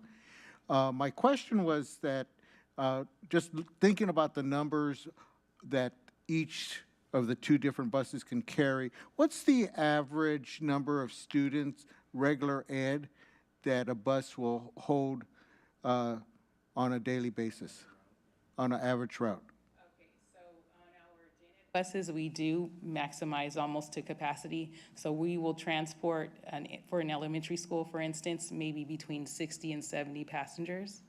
And then for high school, we'll do maybe about 50 students just because they're a little bit bigger. Okay. Are there going to be eventually, if you know, buses that can accommodate those type of sizes that we can go after? Yeah, so right now, we have not done the Type D bus, but there is a Type D bus available that is equivalent to our transit buses, and they can hold up to, I think, 74 passengers or 84 passengers. I'm not exactly sure, but I can get that information for you. So eventually, we're going to have to take a look at those particular buses as well. Yeah, we plan, in the event that we do receive the AQMD grant, those will be the next selection. We'll go for the Type D buses. And just one more question, because I know Omnitrans, when they purchased their buses, the long-gated buses, they got them from Canada at $1 million a piece, because I knew the guy who did that purchase. Where are we going to get our buses? Are they coming from the United States? Are they coming from? Jay could speak more to it, but we actually were able to go visit the plant, the BYD plant, and they are located in Lancaster, I believe. And everything is manufactured and completed, the entire project from start to finish. Then we went over maybe about another 10 miles away, and that's where they actually built the batteries as well. So everything was built here locally in the state of California. Yeah, that is nice. Bluebird, they're another main manufacturer. They're based out of Georgia, also USA built. Well, thank you for answering my questions. Yes, Board Member Thornhill Ojeda. Question, not electric question, but all buses are coming now with seatbelts or not? Yes. Yes, they are all coming with seatbelts. I want to say that in 2023, maybe, the mandate had come, so all of our new buses come. That's what I thought. Thank you. Well, I think you've heard most of the questions that we have. I'm going to ask, can we go back one slide to the slide just before this one, if you'll indulge me. So this is the slide that I think is probably the most important slide in the entire presentation, because these are the challenges that are before us. And I appreciate the presentation. It was well done. I'm a little less optimistic, I'll be honest with you, because I have had the opportunity to hear district officials across the state at various conferences talk about this. They've already implemented these electric buses. In theory, it's great for all the reasons you pointed out. Environmentally, the impact to the environment, pollution, zero emissions, and even costs. Right? No fuel. In theory, it's just it's the practicality of it. Right? It's when these things are implemented. The ranges that are being estimated by the manufacturers are not real. That's the first thing that they're telling us. And once you load a bus with kids and you're going up and down the hills and you're have the air conditioning going or the heat going, the mileage drops substantially, the range drops substantially. I am obviously concerned about our drivers being comfortable with them, but more so our mechanics. We fix a lot of our buses, in-house, and we have great staff that do that. The transition when we went from diesel to CNG is not such a giant leap. These are combustion engines. The principles are still the same. An electric motor is nothing like a combustion engine. And so we're talking about a complete retraining of our staff, at least some of them, if not all of them. Maybe they all have to be trained on how to fix these buses. And inevitably, there's things that we can't do in-house. We've got to send that outside to outside vendors to fix. Are there vendors in the community? There's stories in more rural areas where you have to drive the bus, ironically, on the back of a diesel truck 100 miles to find the nearest shop that can actually work on these, that are certified to work on these. So I'm laying these out just as challenges. I'm sure you're well aware of it. These are things that we're going to have to figure out and work through, because the technology, while it's come a long way, anybody that drives a hybrid or drives an electric vehicle today will tell you, and I used to have a hybrid, we had a Prius for years, that battery doesn't quite last as long as it's advertised. And what happens when you can only hold half a charge? What happens in 10 years if the battery doesn't hold the charge at all, and the cost to install a new battery? So anyway, what I appreciate, obviously we have to do this. There's no question. It is a legislative mandate. Although again, there's talks about trying to ask the legislature for some leeway here, perhaps a mixed fleet, because CNG and electric probably would be great for us to some extent.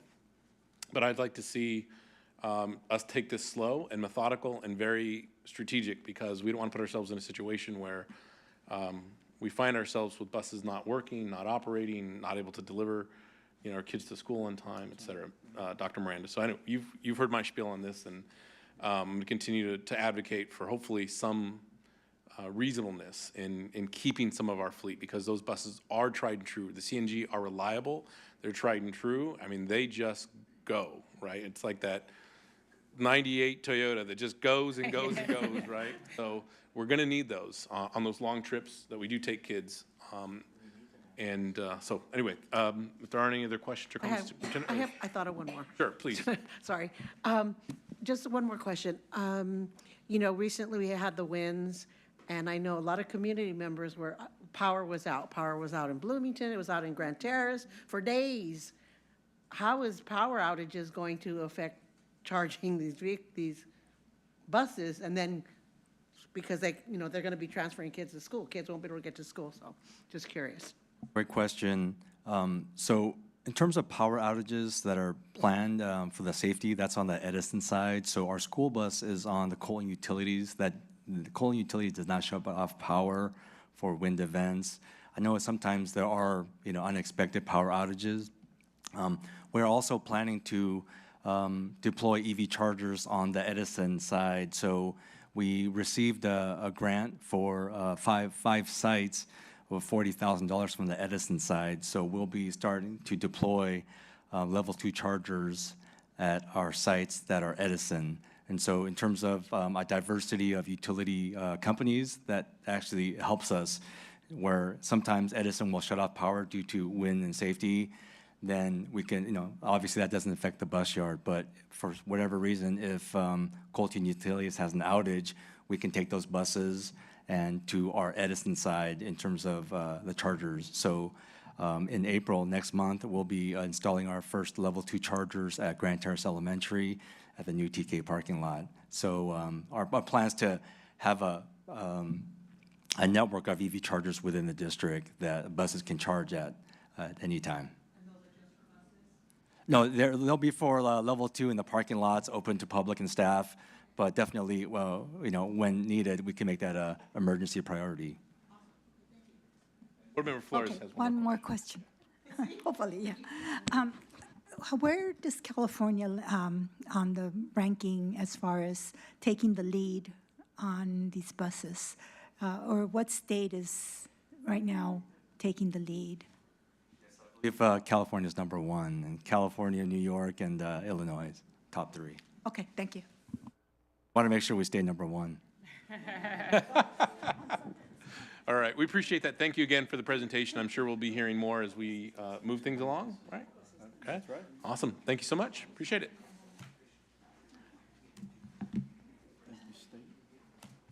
Yeah, right.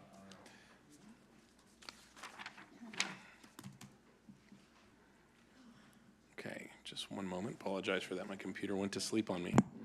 All right, this takes us to our action session items. For this evening, we do have items 6.1 through 6.37.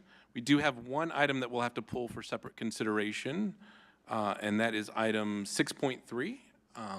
We do not need to pull 6.2. Ms. Sandoval is not here, so it'll just be 6.3. And I'll ask if there are any other items that board members wish to pull for separate vote or consideration.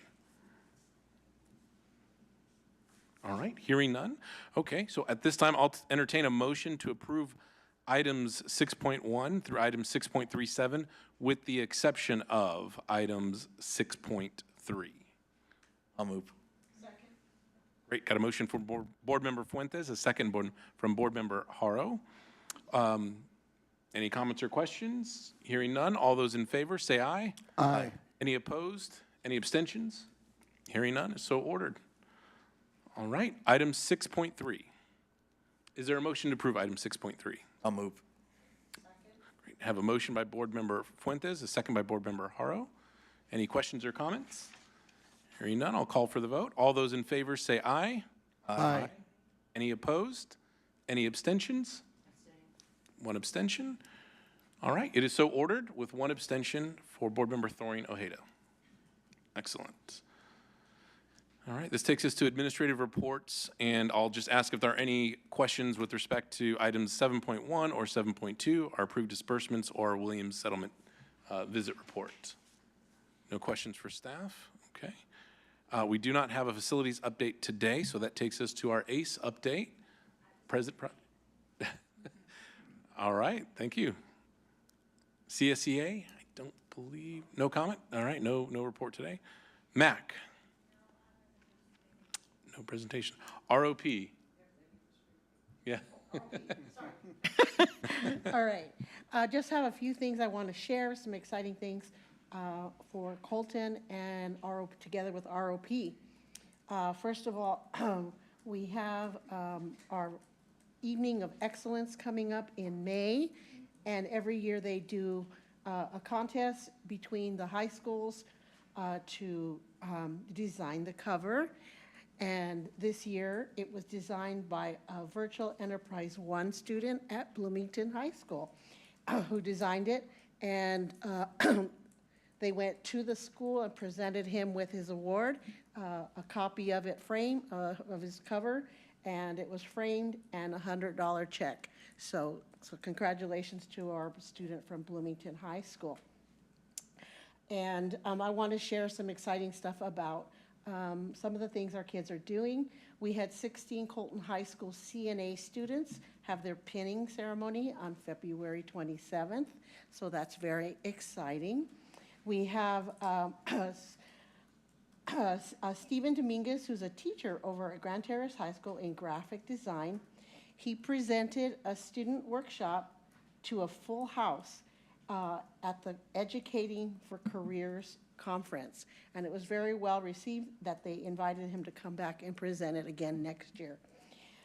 We have our GTHS, our explorers. They're working together with a Colton Fire Department Their EMR program participated this time with the Riverside Fire Explorer muster held at the Ben Clark Training Center. And then we have two Bloomington High School students from Ms. Gourlay's class. They are from the class of 2018. One is now employed as a San Bernardino sheriff, and the other is employed with the California Highway Patrol. And we have some students who were hired recently from CHS Automotive, and I wanted to share that with everyone. And then we have, I think that's everything. That's everything. So I wanted to just share all that. Good things happening at Cry Rock. Any other updates? And I'll chime in. They did do their biannual review, which they highlighted Bloomington High School and their veterinarian assistant program. And it's really interesting because all their courses are articulated with either Valley College, Crafton Hills, or Chaffey. And their attendance, student attendance is good, and their completers are really good. And what they did was they highlighted the job projections for the veterinarian assisting, and they also highlighted median hour earnings, and as well as partnerships. They continue to have partnerships with the San Bernardino County Animal Shelter. So very successful program. They do have a veterinarian assistant 1 and a veterinarian assistant 2. It's ACE, it's University of California AG accepted science, integrated science course. So they can move through that. They also highlighted Cone High School, computer mapping with GIS. And what was nice is they talk about the money that's spent on these programs. And of course, the money is coincides with the Cone Joint Unified School District and what CRIROP puts into it. But they do offer computer mapping 1 and 2. And it is UC approved, history and social science. And they could actually go into RCC or San Bernardino Valley College because they also have continued classes there. One of the things that they were talking about the articulation, which I found really interesting because I used to do the articulation for San Bernardino City Unified School District, is the fact that Chaffey and Crafton Hills seems to be very pleased with Cone Joint Unified School District and have no problems articulating these classes. But San Bernardino Valley College, for some reason, have to be convinced that our district can meet the JC requirements. And I used to always see Tina in those, and yeah, she's shaking her head, yeah. And so they're having some difficulties with San Bernardino Valley College as far as them articulating some of our courses, and they mentioned that because I noticed that in some of the offerings we have in our district, San Bernardino Valley College was not in there. So they highlighted a few things. Change of leadership was one of them, and but they said that, you know, they're hoping to maybe continue to work close with Valley College so that they can get back on board. I remember we used to have the meetings at Valley College, and then we used to be able to meet with the individual professors of each of these different disciplines. And that's what they need to do. Yeah, we talked about that as well. And then the other one that they also highlighted was Slover Mountain. They're very proud of the Slover Mountain course, which is the child development and careers in child development. and they're just hoping to continue to grow that. They do have Child Development 1 and 2. It's UC approved at History and Social Sciences, and it is also offered at RCC, San Bernardino Valley College, and Crafton Hills. And then they just outline everything. So it's something that they do every other year, and they choose samples of what they offer throughout the 3 districts, Colton, Redlands, and Yucaipa, and those are the ones they highlighted yesterday. So I just wanted to bring that to your attention. Thank you, Dan. Thank you. Yeah, thank you, Board Member Ibarra. And if I'm not mistaken, don't we send more students to Valley College than any other school district around? Okay. All right, just checking. Okay. Dr. Miranda, your superintendent's communique, please. Yes, thank you, Board President. Good evening, everybody. Got some good things I want to share this evening on my communique. I want to start off first with just this great honor that was bestowed upon a Grand Terrace High School student. She was given the prestigious NJROTC scholarship. So really, honestly, it's with immense pride that I announced that Grand Terrace High School's very own Alexa Gonzalez has been selected by the U.S. Marines as a recipient of an incredible scholarship valued at $180,000. Yeah. Incredible. This is a super highly competitive scholarship to receive. Alexa just stood out among numerous talented applicants from across the United States, Hawaii, just everywhere, and her hard work, dedication, and leadership have truly set her apart. So looking ahead, Alexa plans to receive a bachelor's degree. She's thinking of either Loyola University, San Diego State, UC San Diego. She has some options, and then at some point she's going to become a sergeant with the Marine Corps. So yesterday we were at this incredible event. I know several board members. I know Bertha was there, Ms. Flores was there to celebrate this achievement with the family, and it was a surprise to the family. So to see their faces, Dr. Peterson was there too, and it was just an incredible honor, very emotional. So she's going to be honored at the Senior Awards Night. So we just want to, on behalf of the Board of Education and behalf of Executive Cabinet, entire CJUSD family, we want to extend our heartfelt congratulations to Alexa Gonzalez. We're super incredibly proud of her, and we know that she will continue to make us proud and make a profound impact in everything she does with this just incredible scholarship. Did I say $180,000? And I think she gets another 20, so a total of 200,000. Yeah. Well, the check was 180,000, but they're going to give her another 20 on the side, I guess, right? So in total, you're right, though, it is 200,000. Just incredible. Also, want to move on to BHS Avid Revalidation as a demonstration school. Yeah, we can give it up. So great news again for Bloomington High School. We're thrilled to share that RIMS Avid has officially revalidated BHS as an Avid's program, the Avid program. So it's securing its status as an Avid demonstration school for another 3 years. So that's great. During their review, the RIMS Avid team praised the school's exceptional work in implementing Avid strategies campus-wide. Most importantly, they highlighted the authentic appreciation students have for the program and the unwavering support of BHS staff in ensuring student success. The recognition is a true testament to the passion, dedication, and commitment of the entire BHS family and community in preparing students for a brighter future. Congratulations to Principal Roman and her team and the Bruin family. Your excellence continues to shine in Bruin country. All right. I think another round of applause for VHS. All right.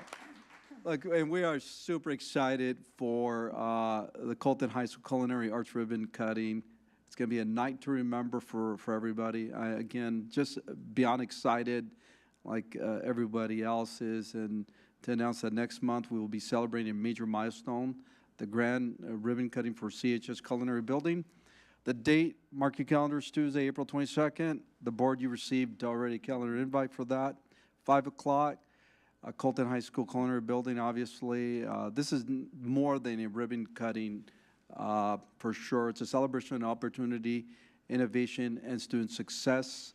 The evening will feature entertainment from the Colton High School band and cheer team, a presentation by our NJROTC students, and of course, delicious refreshments prepared by our very own CT Champs program students there at Colton High. Following the ceremony, students will lead some exclusive tours for the board and folks that attend on the new facility, showcasing this cutting-edge space. It's just going to elevate the hands-on learning for experienced our students. And just special thank you to our incredible facilities team, Till and his team, who have worked so hard, dedicated to bring this to life, and this vision to life, rather. There's a game changer for our students, for sure, and we can't wait to celebrate together, so please join us. All right, last one is spring break. Spring break's here, and we know because of time change, right? I know all of you are struggling this week. Come on. It's been a struggle waking up early, but students and staff, we made it. Tomorrow, right? Let's get around. Hey, our teachers have worked so hard, staff, they deserve the 2 weeks break for sure. It's incredible what they're doing. So tomorrow marks the final day of school before we officially kick off spring break. We do ask that the kids come back, right, on Monday, March 31st. And so, again, the break is from March 17th through March 28th for students, not for staff, okay? So this is honestly a much-needed time to rest, recharge, and reconnect with family and friends. And whether you're traveling, relaxing, or enjoying time off, I hope you make the most of it. So to all of the students and staff, thank you for your dedication and hard work, and wishing you all a restful and joyful spring break. Please enjoy. Thank you, Board President. Thank you, Dr. Miranda. We appreciate it. All right, on to board member comments, and we'll begin this evening with Board Member Haro.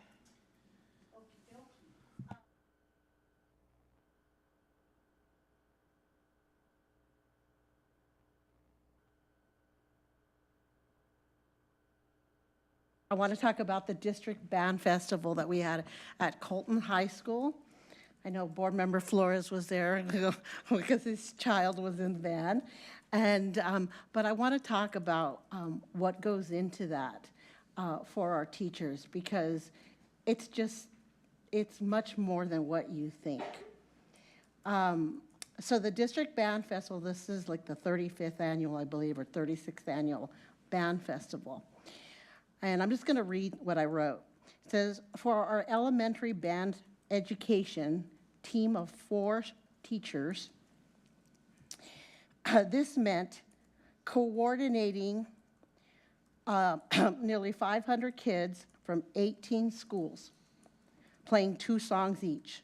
But since the festival takes place at a central high school in our district, getting that many kids to practice means ordering 5 buses, coordinating pickup and drop-off times, contacting each site's nurse to verify which kids need medications, finding a chaperone for each site to be responsible for said medication, arranging with each site's cafeteria to provide lunches for the students outside of the normal school lunchtime, working with maintenance division to transport 150 music stands, 3 bass drums to and from the rehearsal, and personally hauling bell kits, snare drums, temple blocks, and various sundry other percussion toys from where they can manage it.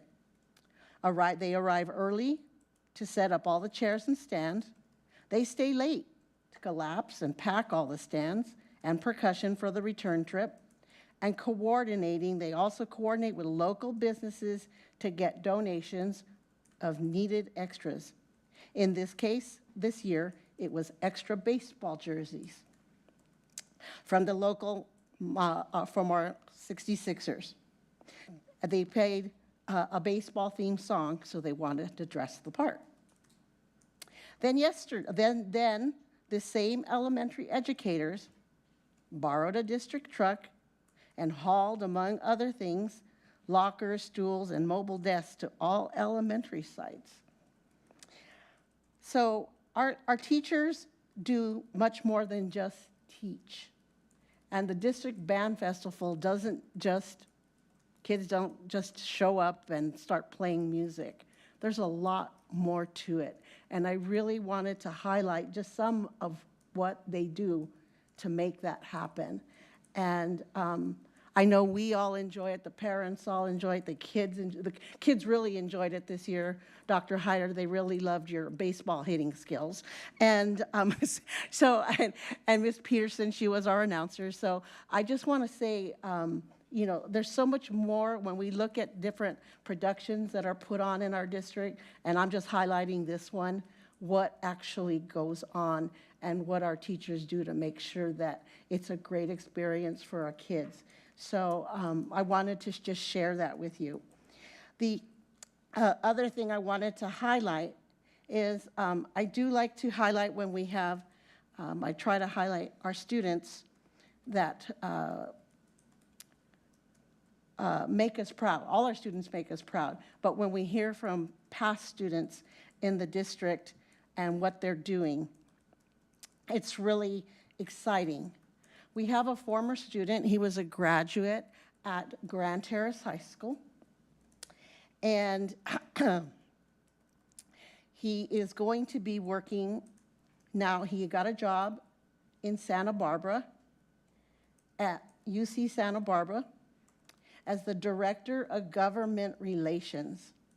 He's going to be working there with state policymakers on creating legislative and budget priorities that benefit current and future UC students across the state with financial aid and academic supports and basic needs. This is Mr. You know who it is. Yes. And so I wanted to share what amazing things Vincent Rosso is doing from Grand Terrace High School, because I like when kids keep in touch and let me know things that are happening.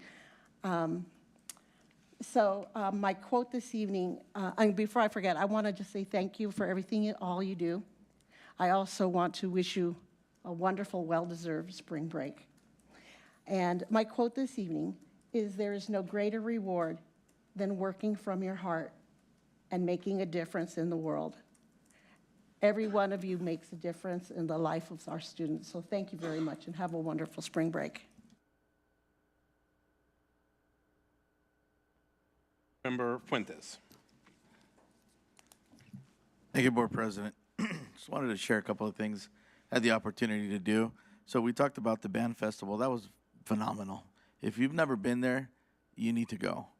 Just to hear all the bands from elementary, middle, and high school, it's just amazing to hear each and every one of those students. I'm very proud of them. I also had the opportunity to be a panelist for the Student Advisory Board for the County Superintendent. Another group of amazing students that came and presented to us about wellness, about opportunities that they want to do in their schools.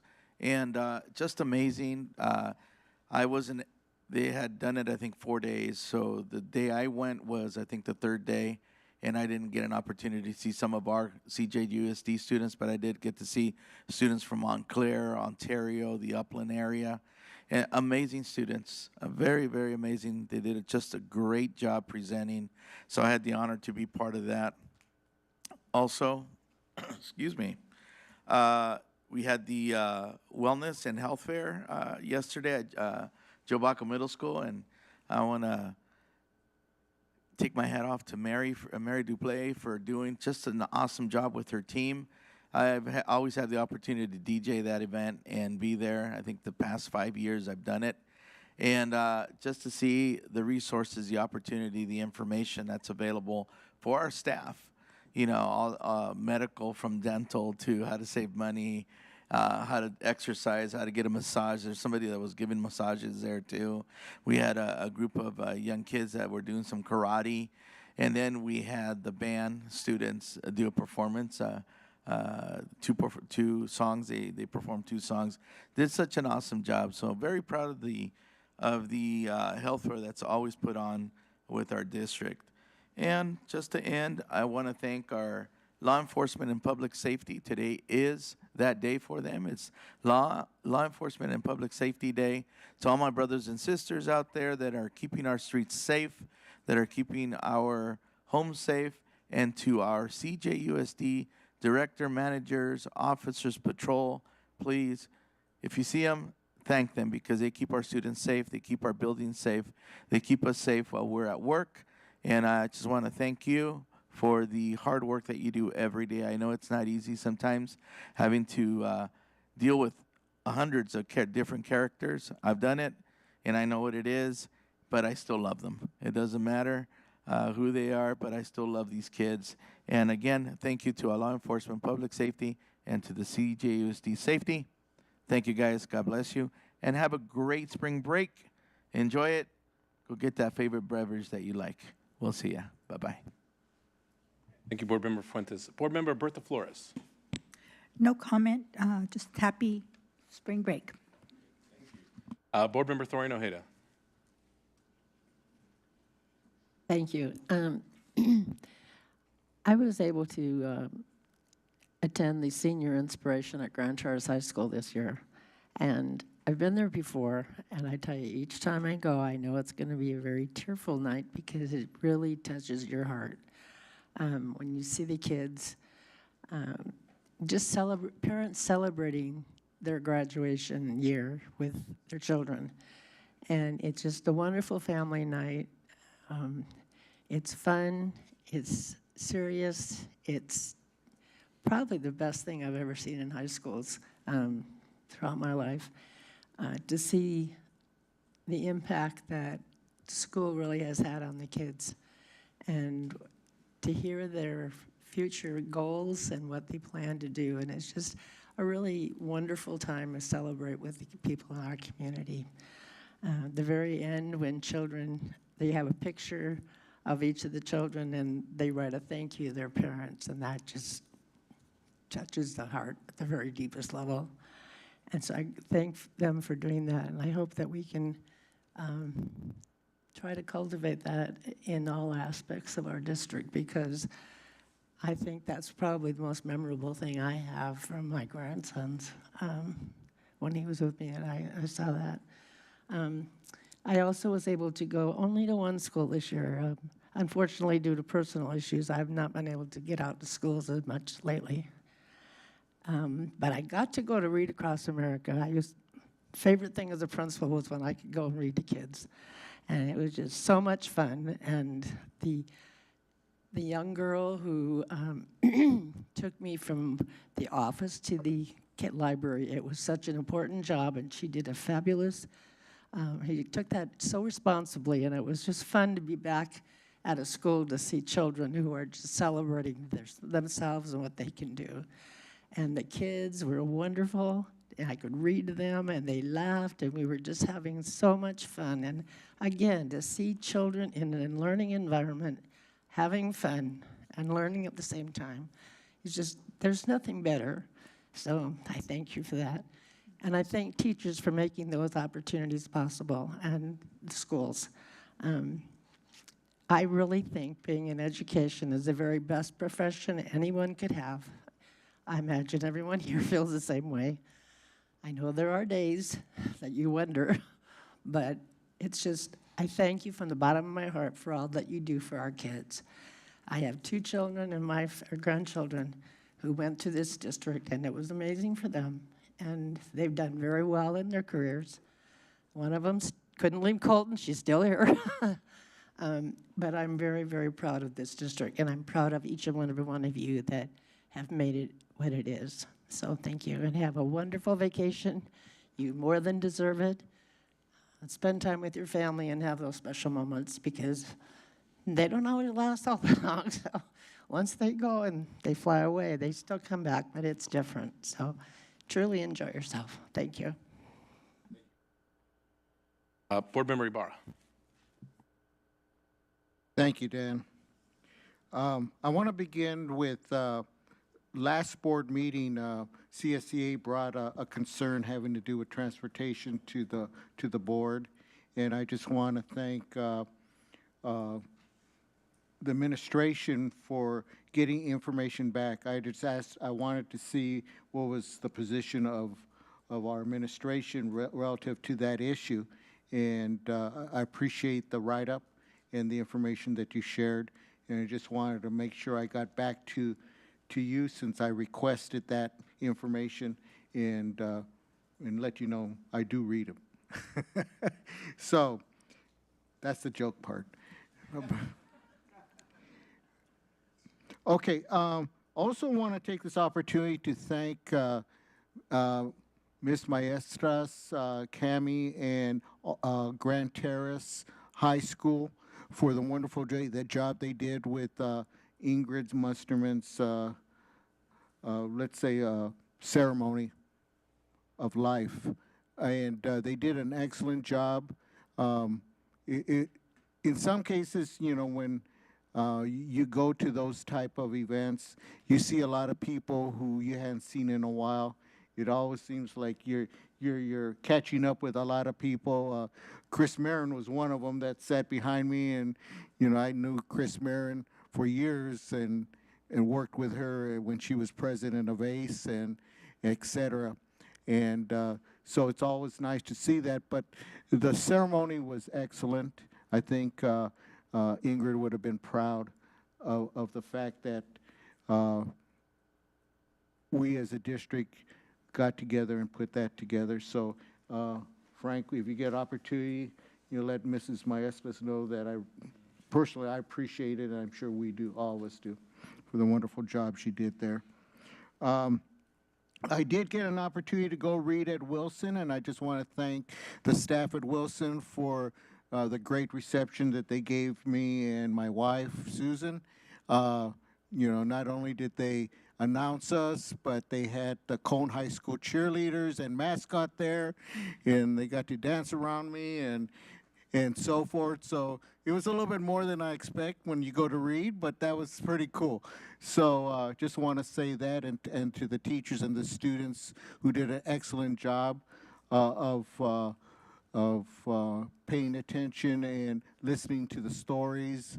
And if any of you know me, I could really spin a story and tell a story. So I'm known for that. One last, well, a couple last things. One of the things I just want to bring note to is earlier today we recognized Cesar Chavez Day as we approve the agenda.